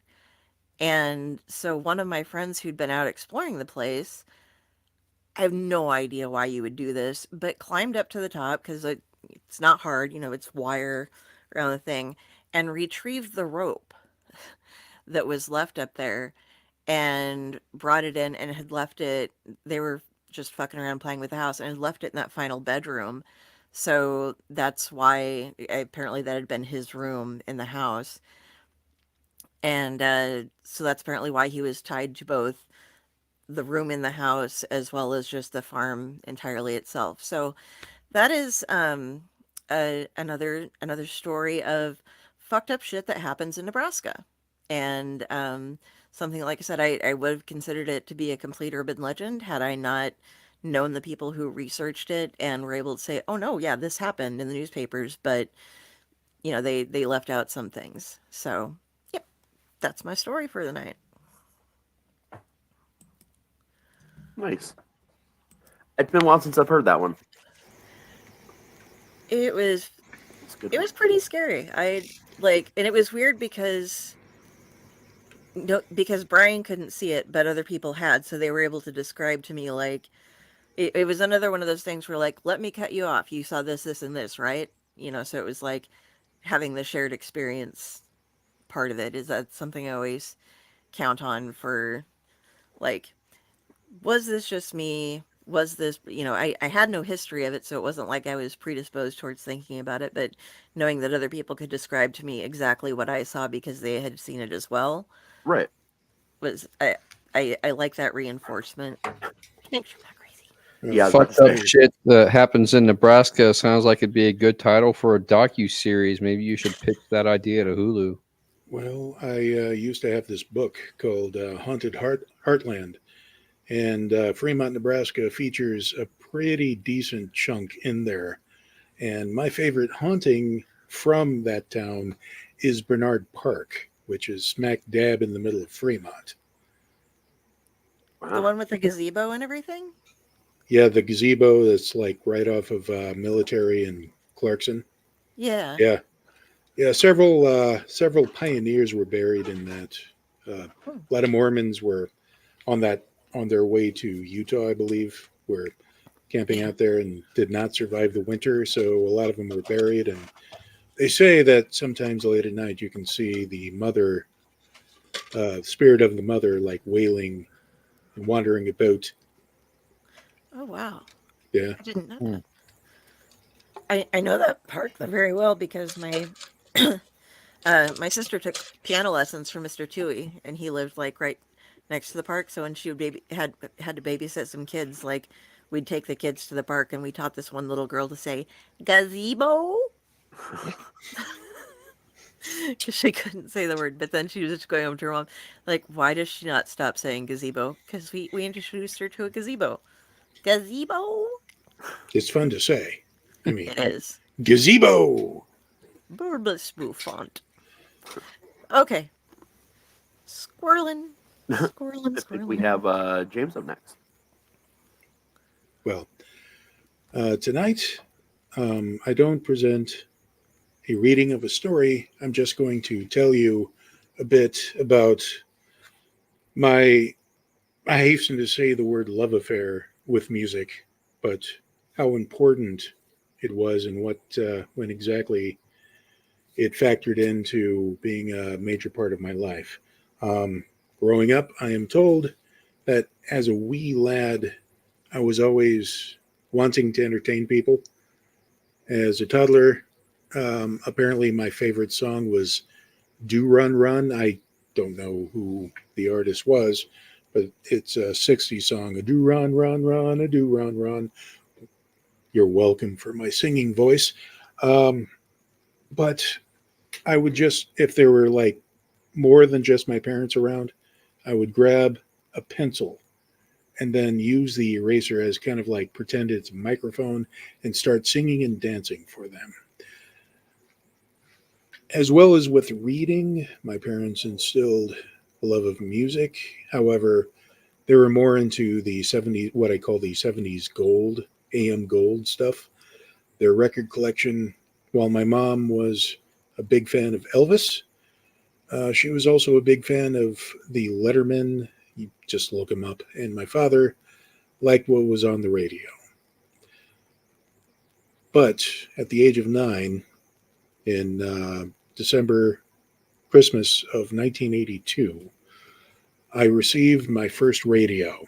It was a gray, one-speaker AM/FM shelf radio, Radio Shack emblazoned on it. And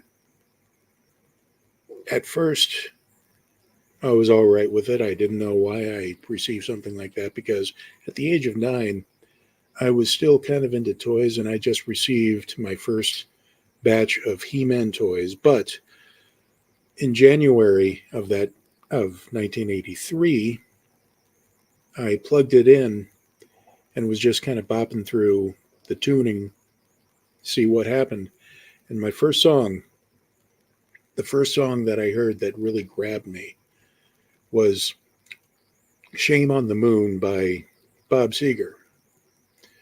The reason why it grabbed me was essentially Do Run Run by the Crystals. Okay, thank you, Raz. But it was the sound, the very low key. If you've ever heard the song, if you've never heard it, go ahead and look it up sometime. But it's haunting. The music, the music that they play, and the mournfulness of Bob Seger's voice as he's singing about.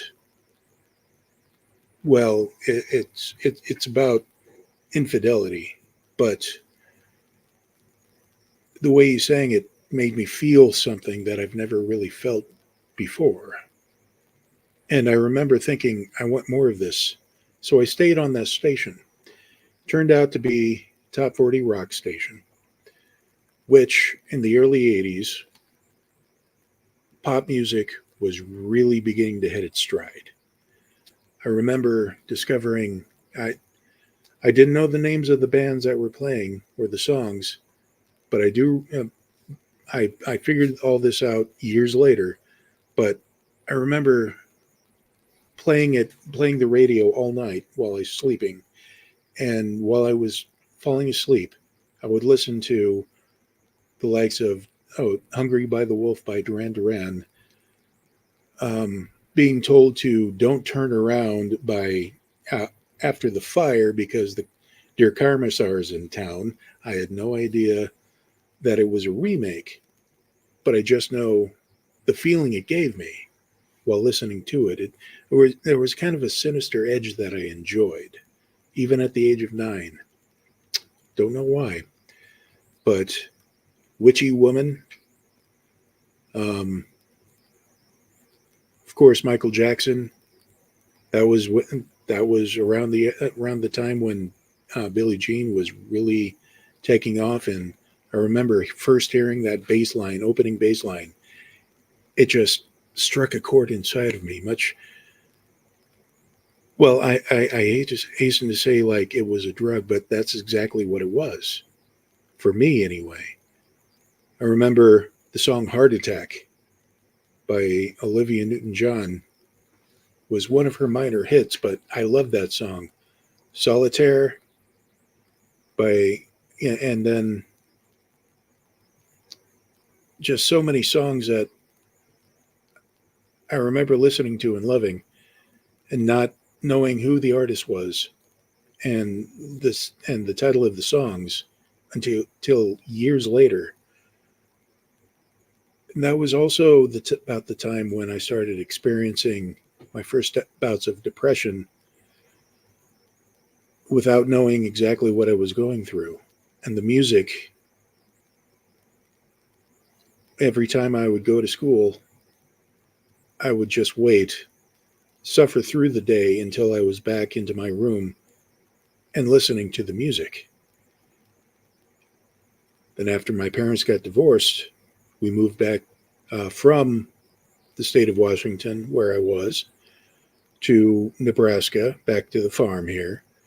And the first thing I tried to do was find a radio station that was comparable. Now, around here in eastern Nebraska, you had your top 40 pop station, which was a couple of them. The more popular one was Sweet 98. And you also had the AOR station, Z92. I gravitated more towards Z92, which means that my friends in grade school, and I went to a small farm type of school, which only had 2 rooms in the building, the lower room and the upper room. When I was in the upper room, all of the older kids, they listened to Sweet 98, and I listened to Z92. So they were talking about all of their favorite pop songs of the time, and here I was talking about Bruce Springsteen, various other, like, just general rock, album-oriented rock bands that they didn't really get into. But I also listened to a bit of The Police. Duran Duran was always a big factor in there. Bruce Springsteen. I wore out the tape of Born in the USA. I know it's not a very popular one, but it got me into it. It helped me escape the darkness of living that I was going through. And my parents, I remember, got me a cassette of Wham's Make It Big, which, at that age, I was pretty much at the mercy of what my parents decided what was appropriate for me to listen to as far as buying music. They were the ones buying the music. I talked them into once buying a copy of Prince's 1999, which was phenomenal. It turned me on to Prince, made me a Prince fanatic like I am right now. But with Bruce Springsteen and it was Wham that actually got me into metal. And by that I mean one Saturday afternoon, I was outside of my grandparents' place. I was listening to the Make It Big album on one of those Radio Shack mono tape players, desktop tape players that they have, and just kind of sitting outside, hanging out. My Uncle Jerry, who was only 12 years older than I am, he comes up, listens to what I was hearing, and he's like, "Could I take a listen to what you're listening to?" And I was elated that my uncle was taking an interest in what I was doing. So I gave him the copy of Wham and also my copy of the Bruce Springsteen album that was in my pocket. And he went to his VW microbus that he restored himself, got in, popped first the Wham tape in the tape player, listened for a few seconds, then ejected it, put in Bruce Springsteen, listened for a few seconds, and ejected it. Rifles in a console in the van for a couple of minutes. Then he exits the vehicle, comes up to me and hands me two other cassettes as well as my cassettes. So he's like, "Here, you can have these, listen to these." And that was, one of them was AC/DC's Highway to Hell. The other was Ted Nugent's Double Live Gonzo album. The first one I listened to was AC/DC. I had never heard of either one of these. My parents were a little dubious about my Uncle Jerry doing this, but I said, "Look, you know, if I don't like it, I'll get rid of them, but I got to at least listen to them." And I popped in Highway to Hell. I hit play. I remember hearing the opening chord of the title song, just dan-dan-dan, and then suddenly I went through puberty prematurely. My testes dropped, my voice became a lower register, hair sprouted on my chest, and all of a sudden I discovered the power of hard rock, just hard rock and roll. And I loved it. I wanted more. I didn't really think too much of the Ted Nugent live album too much at the time. I have grown an appreciation for it, but it was AC/DC that really did it in for me. And like, I really need more of this type of stuff. And from there, I discovered in succession Van Halen, who just released their album 1984, which was amazeballs. I mean, that thing just exploded everywhere. And I was hearing the songs Jump and Panama, and I was also talking about them with my friends at school because a couple of them listened to Van Halen themselves. Also in 1984, a little band called Twisted Sister released the video to We're Not Going to Take It, which played on an episode of Friday Night Videos, which was the weekly video show that they played Friday nights in the Midwest. For those of you who never had MTV, that was your way to at least know what was popular in the music video. And then from there, it was, I did rather, right. Thank you, Pyle. But no, from there, it's like Survivor, Foreigner was, yeah, and in some ways Journey, like they were playing on Z92 pretty heavily too, and I really got into those, and then just the emotion and the feeling that I got getting lost and listening to those bands. Going into junior high school, hair metal was really starting to pick up. Junior high, 7th grade, Bon Jovi released Slippery When Wet, which is their pinnacle album ever. That thing is near perfect, I believe. From the opening song all the way to the end, I think the weakest song on there is Social Disease, which it just kind of stops the momentum. It's just kind of goofy, but had they used a different song, just it would have been just perfect, I think. But also, I was also, there was Poison that came out, Cinderella. I discovered Kiss through their Smashes, Thrashes, and Hits, Greatest Hits. Well, I was using cassettes, and of course, Motley Crue was on the radio. From there, I started digging a little bit deeper by reading the rock and roll magazines like Circus, in which I went on to, discover Dokken, Rat. Quiet Riot was played a lot by some of the upperclassmen in the high school, which I really, really dug, especially the Mental Health album. I was a Hessian, and I was developing into quite the Hessian as well, because there was a lot of pop that was being listened to by my fellow classmates.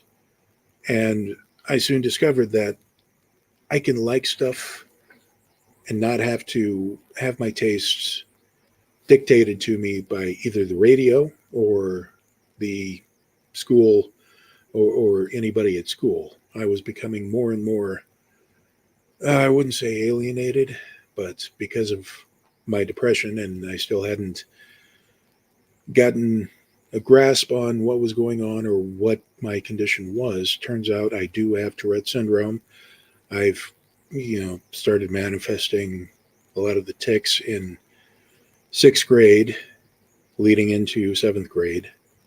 But it's a turducken kind of situation where one of the major things that plays into this is the depression, manic depression especially, and music helped to soothe me out of the depression a lot of times. And just listening to the music, the headphones on, kept me from a lot of attempts at just ending the pain right there. Then when I was a freshman, somebody lent me their cassette copy of Metallica's Garage Days Revisited.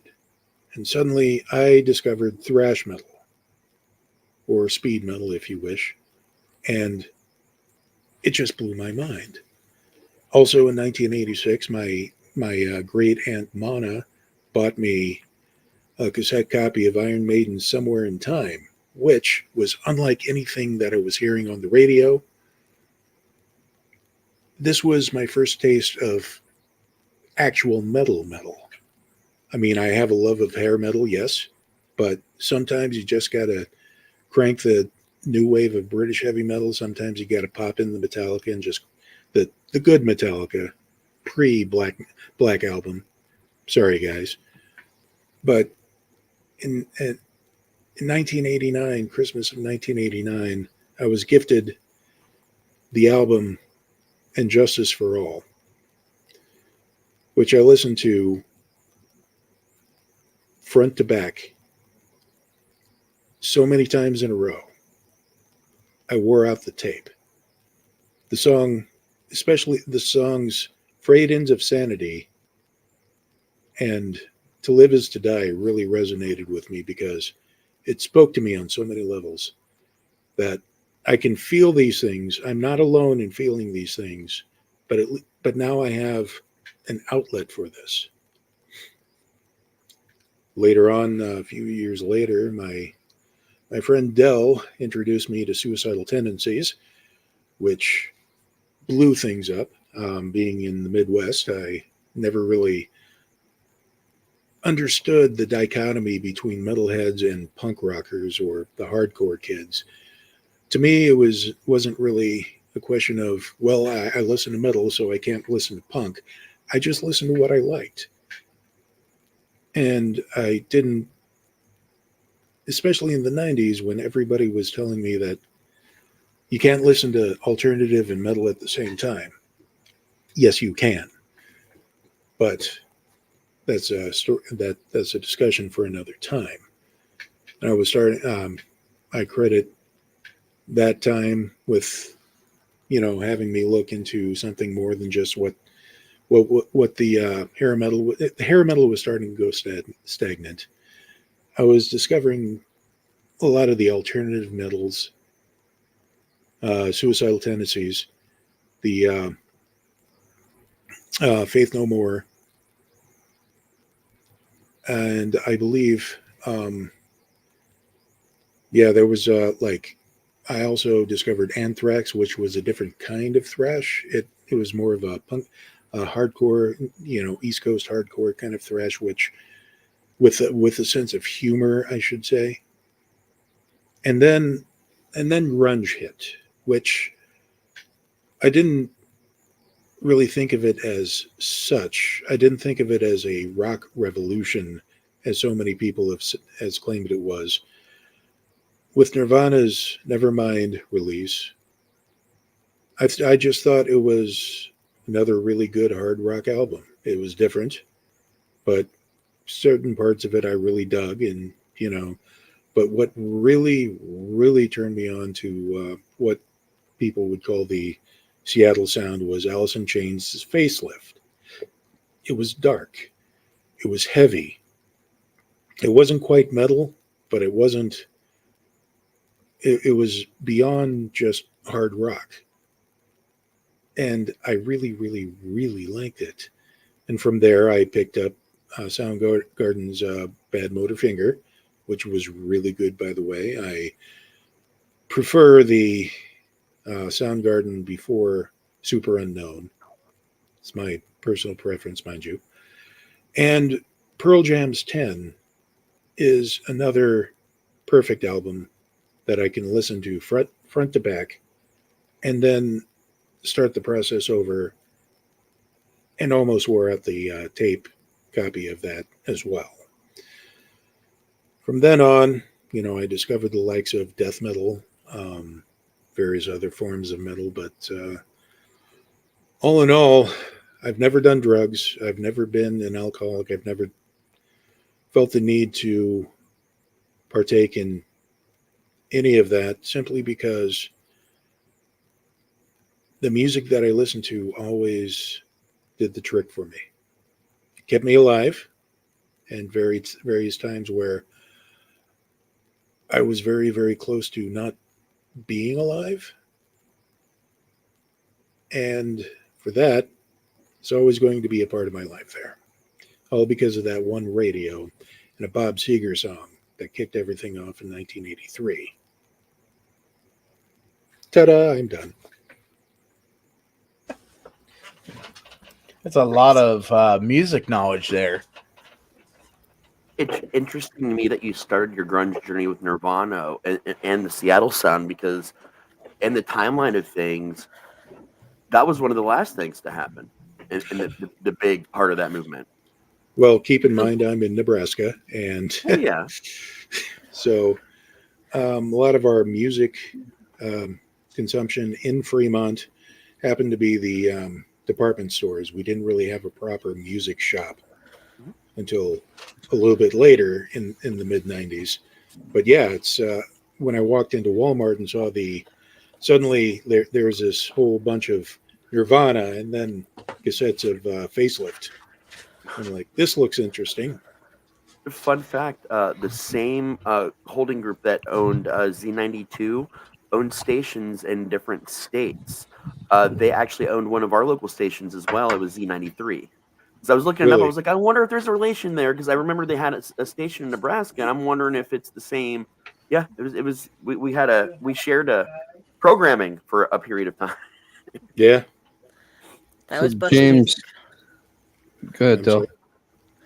Oh, I was just saying that was bus music. We rode the same bus to school. Oh yeah. And Since James and I are roughly the same age, I could say that his musical history is almost a mirror to my own. are you a Hessian as well? Is that a thing in Ohio? We didn't call them Hessians. We just called them metalheads. Oh, see, Hessians, we were. It was rock, metal, grunge, all of that kind of thrown together. The flannel crowd, but not just into grunge. If you did, we had a like select chunks of music that kind of everybody that listened to any of those was considered a Hessian, and it's just a term that you don't hear too often outside of Nebraska. Yeah, I think Hessian was probably a local colloquialism, just based on the metal movement using the German Iron Cross, which is probably where it comes from. But that wasn't. We didn't really hear the term in rural North Carolina. That's right. We had a term in Ohio for it. It was. I don't know if in rural North Carolina they would have even known what a Hessian was. In Ohio, there was an actual term for it for people that pretty much dabbled in all those forms of music. They would be the kind of people that often have their own small groups that could wander in and out of other groups, but weren't really a part of anyone or anything, and they were just termed freaks in Ohio. Freaks. That's what the term was. It was a term that just you fit in everywhere and you listened to everything and you made no fucking apologies about it. And you didn't give a shit what people thought, and that was just your lifestyle. Oh yeah. I mean, I had friends who turned me on to bands like They Might Be Giants, The Cure. Oh hell yeah. You know, yeah. Who was it? The Dead Milkmen. Mm-hmm. Hell yeah. And in our house, it was weird because both my mom and dad are big Elvis fans. I got my middle name, and because it was Elvis's middle name and the name of Elvis's brother that didn't make it. So like my whole family is very Elvis-y. But one side would be more rock, one side would be more country, and then everybody would agree on like Cheech and Chong and like party funny stuff. But then also my uncle, who was wasn't that much older than me, got me into Metallica as well. And then from there on, I just kind of explored metal on the side. And then when grunge hit, it was before Bad Motofinger. It was when Chris was he had other projects before Soundgarden. The person that got me into Metallica was actually my little cousin Greg. Greg was maybe, I don't know, 2 to 3 years younger than me, so he would have been about 12 or 13, and introduced me to Metallica's "And Justice for All" album. I was not heavily into metal at the time.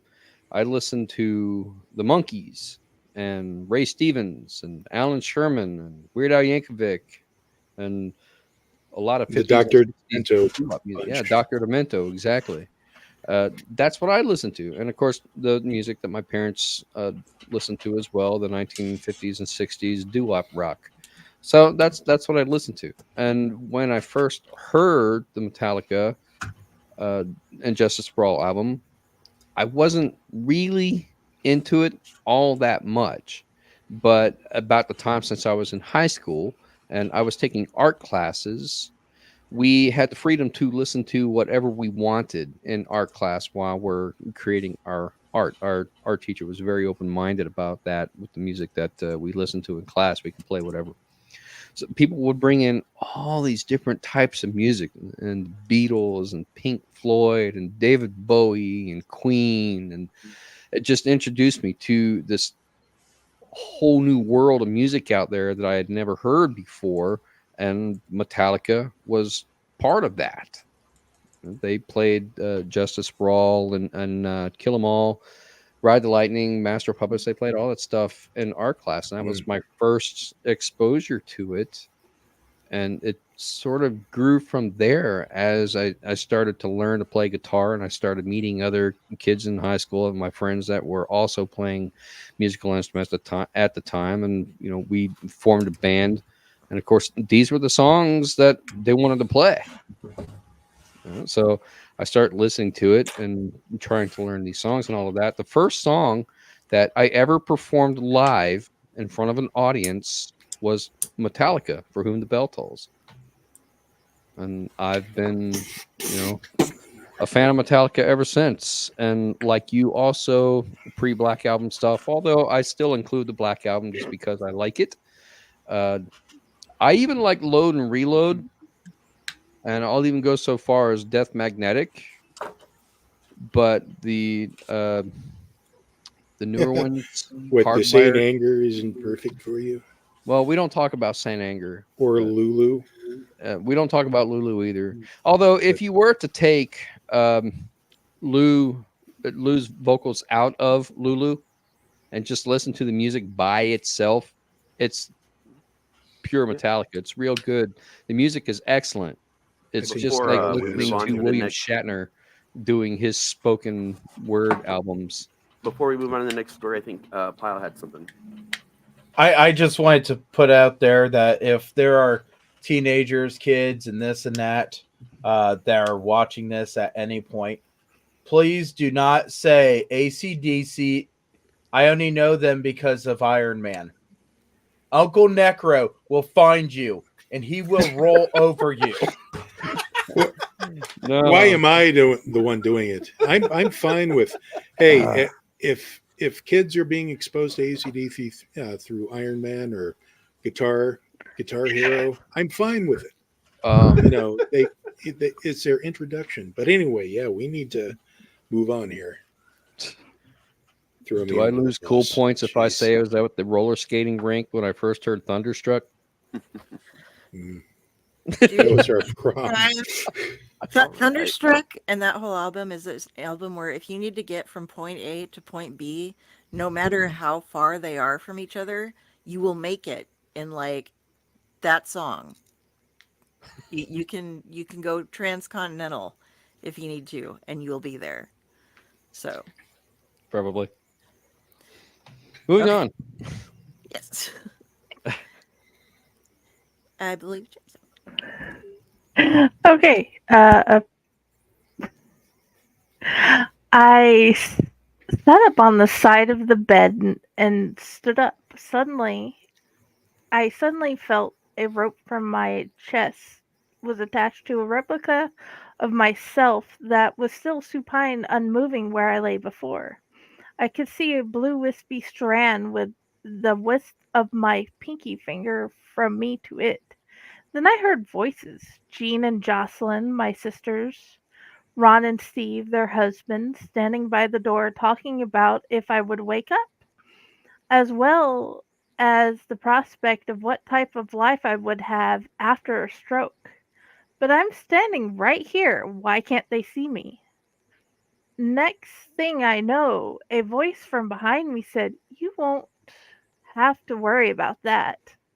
When Daddy gets here, we will be leaving this realm until we have to get Mom." I whip around. I realize I can't walk further from the bed. Standing in front of me is Annie. She passed away 22 years ago. But she looks like she did when I was 10 and she was 19. "How are you here?" I asked. "It is the nearing of your time, and death is not one person. A loved one comes and gets each person as they die," she smiled. "What do you mean it's my time? Why would we have to come get Mom? I don't even know how I ended up here in the hospital attached to this thing on the bed." I ended up yelling. I realized I was afraid and started crying. "Derek, please stop yelling. I understand this is confusing. You had a stroke and they tried to bring you back, but your brain is too damaged for it to work properly anymore. When Daddy arrives, your body will fully have given up. Then we can go to the next realm of existence, she explained. The heart monitor started beeping. I looked up and the zigzag line on there had went straight. Suddenly, the blue line attached to the thing on the bed disappeared. And he had grabbed my shoulder and led me to the corner by the window as the nurses and the doctors ran in. I could hear them. They were talking, and my family were crying as they were pushed out of the room. It's okay, boy. You're transitioning to death. You will be able to hear them when we come back for your mom, Daddy said as he leaned against the right side of the doorframe. What do you mean, come back for Mom? I whispered, dumbfounded at seeing Dad again. He died a couple of months after Annie. She wouldn't be able to take losing you. She won't be able to take losing you, too. So we will have to help her transition, too. Now come on, we need to get going. You will love it, Dad explained. Annie wrapped her arm in mine and guided me out the door. Our family is crying as they walk out of the double doors to the left at the end of the hall past the nurse's desk. A brilliant blue light with swirling white in it was at the end of was at the right side on the end of the hallway. Annie started pulling me towards it. It's okay. It's the door to the other side. We have to give you a tour and show you how it works, she said as we walked. I was speechless and still confused. Gave no resistance as I put my foot in it. I can't describe how beautiful it is here. Here we go.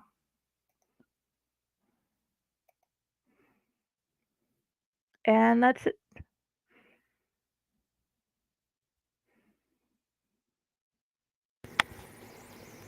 Yay. Nice. I like that. Now, is that a part of the larger story? It's how I was dealing with my uncle's death. And I wrote it is my imagination of what's happening when not dad, but grandpa came and got my uncle. Very nice. I like that, man. It's really cool.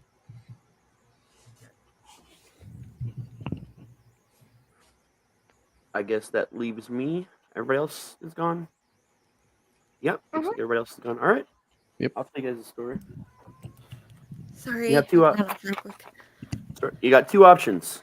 I can tell you about the Never Was Bridge or the Tale of Endicott Road. Bridge or road? Does Endicott Road go over the Never Was Bridge? Nobody that's nearby it. It's in the same area, Fever Heights. Well, both of them sound enticing. Which is the one that we haven't heard, that I've never heard before, you said? You've heard pieces of Endicott, because there's a lot of stories about Endicott, but like you haven't heard this one, pieces of it, but you've never heard anything from the Never Was Bridge. I don't think I've ever even told anybody about that. Oh, well then let's tell hear the about bridge. All right, let's go with the bridge. All right. This is the story of the Never Was Bridge. Now, part of this story starts in another story.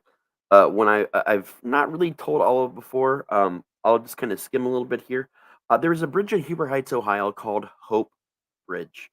I believe the one of the few stories I've told about this bridge was its relation to a legend that most towns and most states and countries have called a crybaby bridge, where you go out on midnight and you can hear a baby crying, somewhere near a bridge because there's a child that's died, and there's usually like a lady in white that comes along, looking for their child or whatever. This is weird, as in the baby cries at any time of day. You can hear the child like just crying somewhere in the water. People have jumped off to save the baby and died because although there is a river that runs underneath it, it's actually extremely shallow, although it doesn't look it. So people have like broken their legs and died and gotten swept down. People committed suicide on this bridge. There's been cult activity, murders on the bridge, you name it. Well, at one point in its incarnation, it was not yet part of the bike path in Ohio because this was before the bike trails existed everywhere. And you could actually go on the other side, but they'd stop the driving traffic after the lady's child died on the bridge, and they just kind of left it open to foot traffic. It's just not a lot of people used it. Um, at this time, I was with a group of people in the first haunt I worked at, which was the Huber Heights Haunted Trails on Chambersburg. Yeah, real catchy title there. That's what it was called. um, and this group of people and I were very into exploring the paranormal world as a whole, and we'd often find all kinds of different journeys to go on in our local town, in other towns. Um, this particular one was odd. We'd spent, I think, the better part of 3 weeks researching this area, that bridge. That's how I found out, that the legend I'd already heard about Crybaby Bridge was real, and a lot of other just odd things. And we decided we want to go past the bridge and walk all the way down where no one ever really seems to go to kind of see what was down there. So most of us had decided that we were going to camp out on a Friday at one of our houses. Um, we camp out at this house, make our plans on that Friday. We got little maps, that we're hand drawing. We're going to take the paper with us and make notations as we go down the road and kind of see what's down there. We're all ready to go. We meet up with a couple other friends, right at the haunted trail because the haunted trail was just right around the corner from Endicott Road and this bridge. So we meet up. We walk partway down Endicott Road. We take the shortcut down the middle. We get to Hope Bridge. Well, again, then it was only Crybaby Bridge. Now it's Hope Bridge. But we go across the bridge. We go to the end, and we realize that new signs have been put up, so you can't go right anymore because I guess the guy that owned the property got really tired of people just traipsing around and fucking shit up and investigating. So he's got it all gated off. Okay, cool. So we're gonna have to left.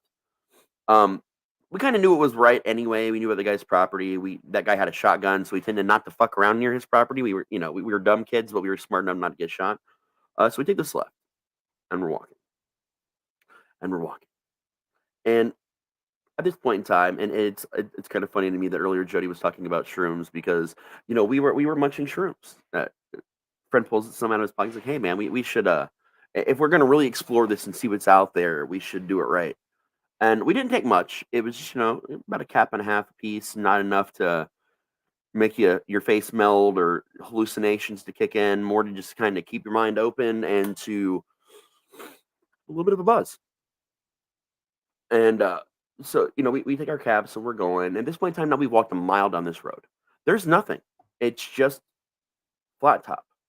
On the right at the time was a really tall fence. On the other side of the fence was just, base property from the other side of the base. But you couldn't really see anything because it hadn't been really developed that much yet. And on the left side was a tree line, just the tree line, because if you went all the way down that way, that's where the river was. So we were just walking along this river. We get probably another mile down, and we're the kind of kids that would literally walk for miles in a day, no problem. We were all hikers, and going 2 miles was really not anything much to us at all.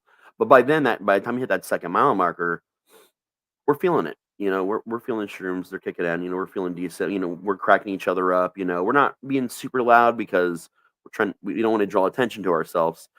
But it's not like it's a space where a cop could get onto anyway. I mean, a bike cop, yeah, a horse cop could. But it's, no one ever went down here. No one did anything here. It was just there. We see this spot in the water and there's rocks, but the rocks are suspended in the air. They're suspended in the actual air. They're not. It was like there should have been a bridge there, or there should have been some path there that the rocks were on, but it was invisible. We'd seen a lot of movies. We'd seen Indiana Jones. We knew what this meant, and we started getting little pieces of gravel and kind of toss them on, and sure enough, you could make a path. Like the rocks were not falling off; they were suspended in the air. So a friend of mine takes a big rock. It's probably a 5-6 pound rock. Lifts it up, shot put style, throws it as hard as he can. It goes past the halfway mark, floating in air. It didn't fall. We have no idea what's going on.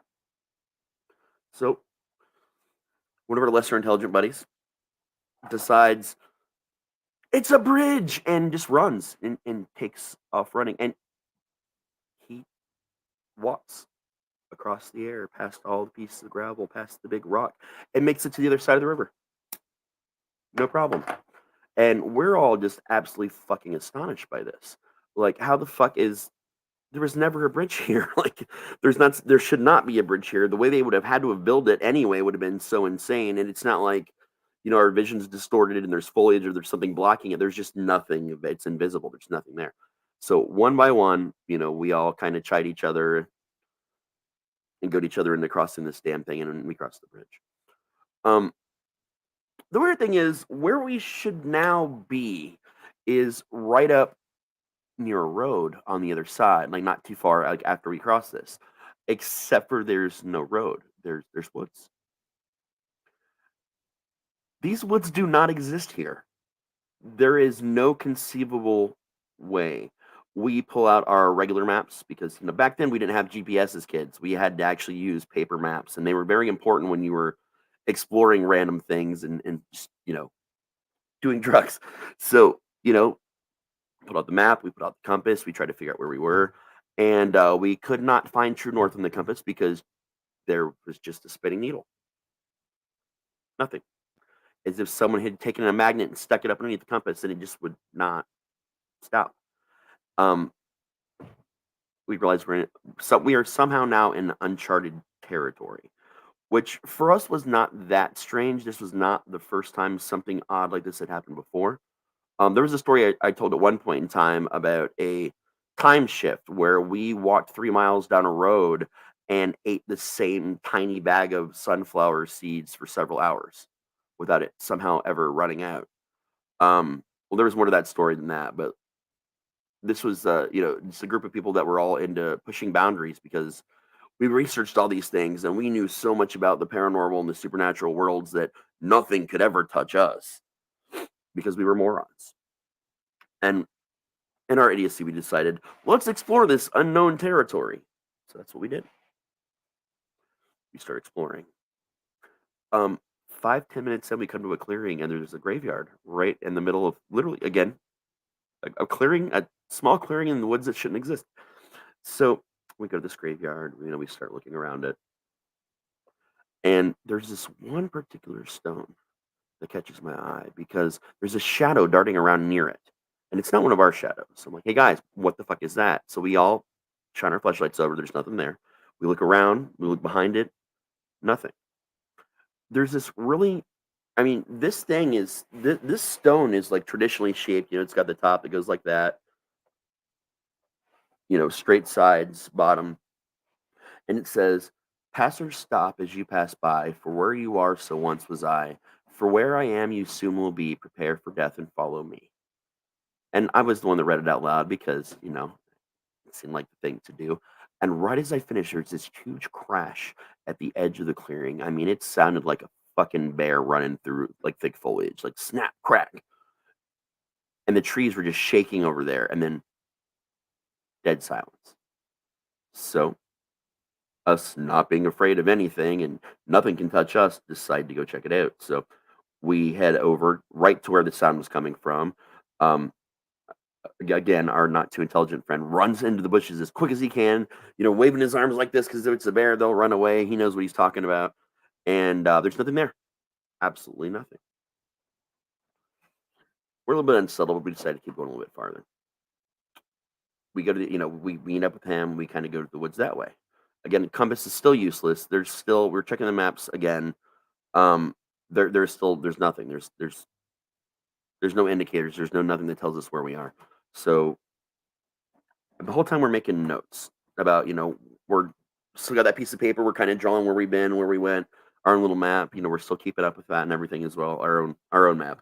And we decide to go farther. So we go farther, and there's 2 paths we can take. The woods are so thick you could only go right or left. And this time, instead of there just being woods we're crashing through, there's an actual path, like lined path. You can tell like that people use frequently somehow, even though this doesn't exist. And we have a rule that we always go left. That's just the rule of every group I've ever hung out with. We just always go left. So we took the left, And a couple minutes in, and the path is starting to get thinner and thinner. We're to the point now where we're walking one by one because the foliage and the trees are so close, and the foliage is like overgrown, like on the edges, that you couldn't even go into the woods at this point in time. Like there was barely like maybe that much room on either side of me, and I was one of the bigger guys. And it was, if you were claustrophobic, you wouldn't have been able to do it. It was that weird of a squeeze. So we're going through it, and then someone in the back of our group I got hit by something, and we're like, what do you mean got hit by something? Well, we can't all stop and go check on them because we're stuck in this really tight path. And then the next thing I know, one of our friends screams, "Run for it!" We can't turn around and go back because presumably what's ever happening is behind us, and we don't know where forward leads to. So people just start screaming to go, go, go, and I take off running. I'm in the front of the group at this point in time. I'm taking off. Everybody's running behind me. We get to it. I don't even know how to explain this. It was almost like an abandoned playground, but it was like a playground you would have seen in like the 20s or 30s. And everything was brand new. It wasn't aged. It wasn't weather worn. It looked like it had just been built, again, in the middle of the fucking woods. You've got the little, playground signs, have a good day, we hope you enjoy this. There's little picnic tables. There's, right in the middle, there's those stupid spinning metal discs of doom that we all played on as kids, the merry-go-round. I file out, I turn around to kind of give everybody a space because I want to see what's going on. Everybody's passing me, and gets to the end of the group, and you see the trees. There was a thorn probably about that big sticking out of my friend's hip. And all she would say was that it was a dart. She wasn't calling it a thorn, she was calling it a dart. And someone shot her with a dart. And you hear this crunch, crunch, the cracking of the woods, and the woods are just sort of closing up. We can't go back the way we just came because, again, it looks like the path was just never there. The trees have shifted somehow in some way that doesn't make sense. And this foliage is also entirely surrounding this weird little playground that we're now stuck in because there's now no way out of the playground. And again, the foliage is so thick and the trees are so close together, there's not even really good ways to squeeze past them. Maybe the smallest amongst us might have been able to, but that might have also been a death sentence for them. So we just sort of gathered together. We made some notes. We checked the compass. Again, nothing. We checked the map. Nothing. We're probably here for maybe 15, 20 minutes. And all around us, you just hear these cries, these weird, high-pitched screams. We're not sure what they are, where they're coming from exactly, because when you're out in the woods and you hear a sound travels strangely, especially the closer together the trees are. So you just hear them at different points all around this, this big park. Not, again, I say a big park, but it was tiny. I'm trying to find the best way to describe the size of this.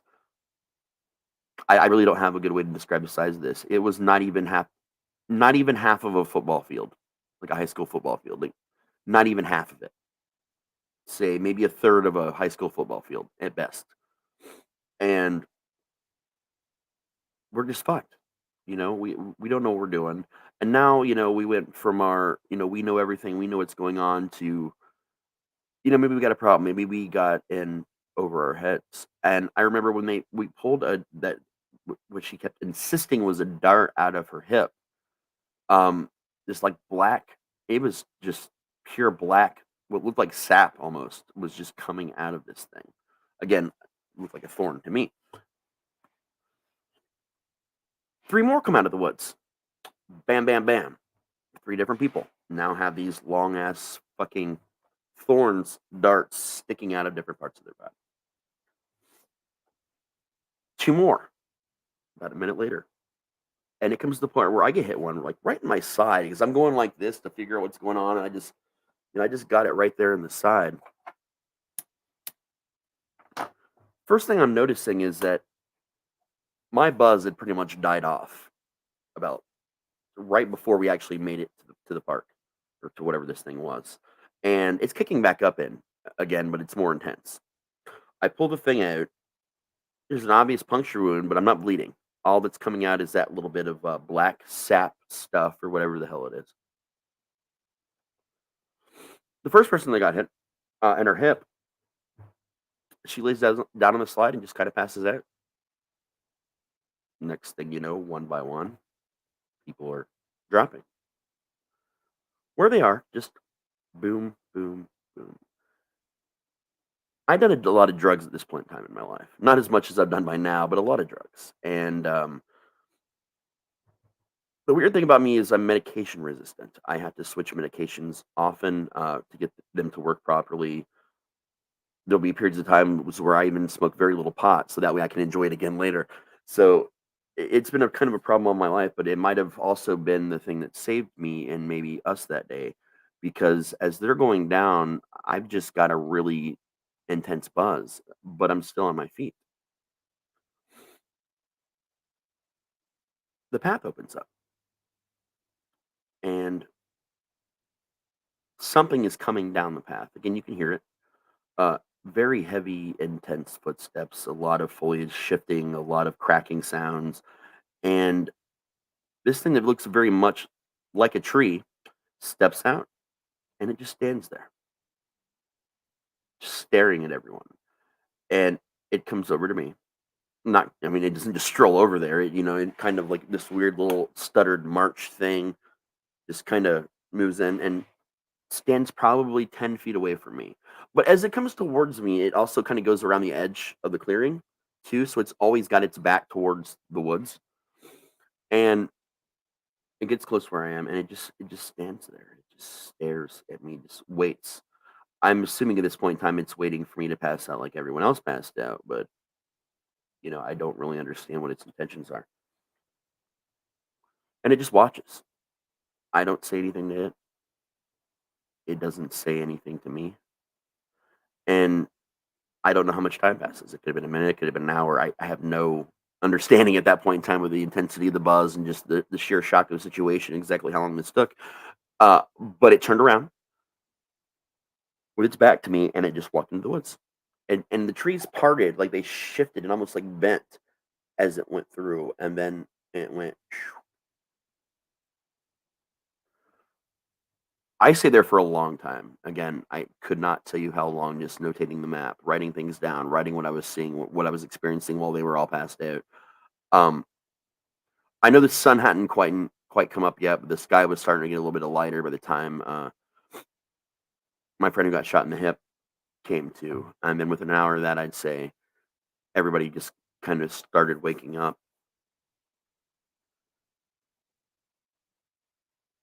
We weren't really sure what to make of anything or what exactly to do or what anything was. So we decided the best option we had was probably to go back the way we came, since that path was open now. And so we did. We went back. We went back through the woods, found the graveyard again, went back, found the bridge. Rocks were still floating in midair where we left it. We crossed the bridge and we made the couple-mile walk home. Now, on the way home, or I mean, on the way back to Hope Bridge anyway, we did not talk a lot at all. We talked a little bit in the woods, but we didn't not really talk at all. Like, no one knew what to say or what to do about anything whatsoever. So, and it was a pretty awkward trip back. So we get back to Hope Bridge. We cross that bridge. We get back, walk all the way back to the the haunted trail that we worked at. And we just kind of sat down and we smoked a bowl. We sat down our usual circle. We passed some bowls around, some joints. Again, we didn't talk a whole lot until that was over. And we got done smoking. We kind of talked about our experiences. And everybody that had passed out had the same dream. And I don't remember the entirety of the dream. I'm sure like some of the details have been lost to time and drugs. The gist of the dream was that we had passed into some kind of dimensional tear, and they all dreamed about the same creature tree thing that I saw. Everybody dreamed about it, and dreamed about it standing in front of them in the clearing, telling that it was okay, that it was time to rest now, that they had lived and fought a long hard life, and if they would just come with it, all their troubles would disappear.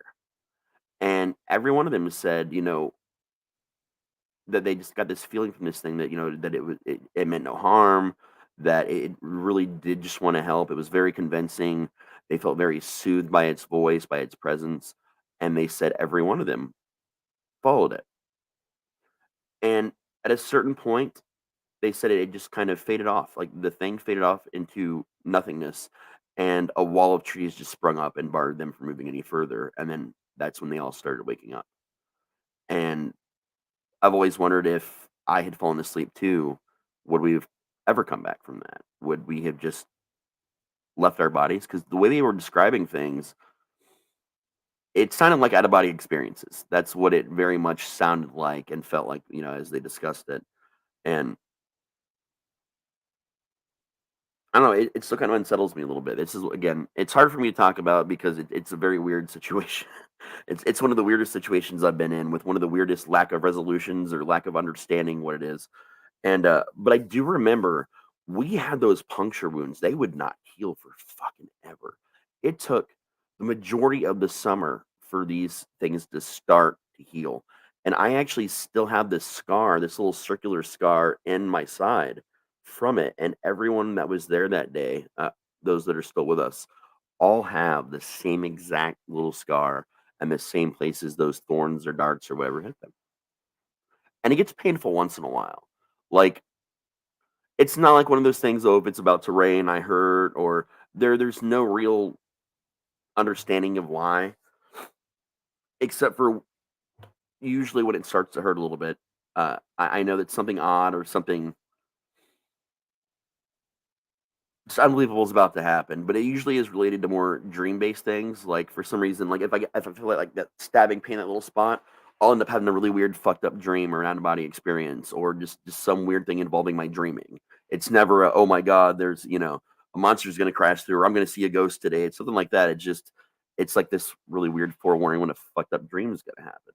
But as a writer, that's kind of helpful because I can take a pad, a paper, and a pen or something and stick it next to the bed. So when I inevitably wake up unsettled, I can jot it all down. So I guess in a way, it's kind of a weird little reminder. But I don't know what that sap was or what have you. I just know that I wish I could find it again because it might have been one of the greatest buzzes I've ever had without side effects, other than the scar on my side. But yeah, if you know what that stuff is, let me know. That's about it. Very nice. Yet another reason to not go camping with Dr. Raz T Slasher. Hey, I want to go camping. I want to go camping. I don't care. I stayed this entire time just to find the good reason that I'm going to go camping with him next time. You know what? I just don't know that I'd survive it. I don't know. I heard camping with Raz is intense.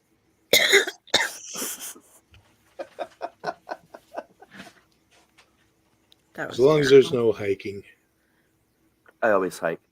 It fucking kills me, my body, every time I try and do it, but I always have to at least night hike for a little bit.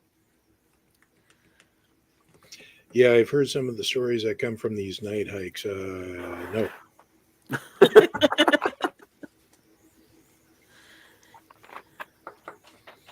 Oh, night hike. Oh, there's a pizza in the middle of the trail.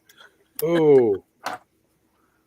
Oh no, you would never find me eating food like that out in the middle of nowhere because you don't know who's offering it, man. Yeah, never accept food in the woods.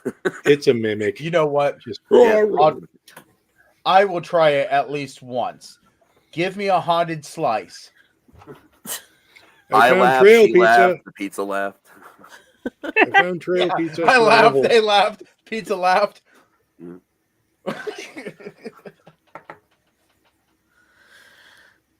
All right.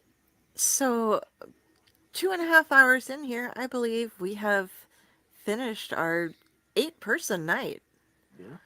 And we were worried about having enough people to be on. So yes, we made it through. We conquered. Yeah. We got together. Should go through and see where everybody do a wrap up? Yeah. All right. I'm going to start and we'll wrap around to. Oh, we end with Jenny. So we'll go this way. That way. I can't do that with my finger right. It doesn't make sense to me. But, hi, I'm Del. You can find me here on the Owlite Network on about half of the shows that we do. If you want to find me on Facebook, look up Carrie, Kari Sanders, and let's see, if you see this, that is me.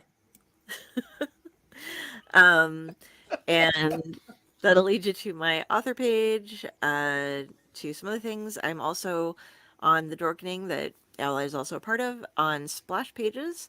This Tuesday we're going to be interviewing Tony Fleeks and Trish Forstner from Stray Dogs and Feral.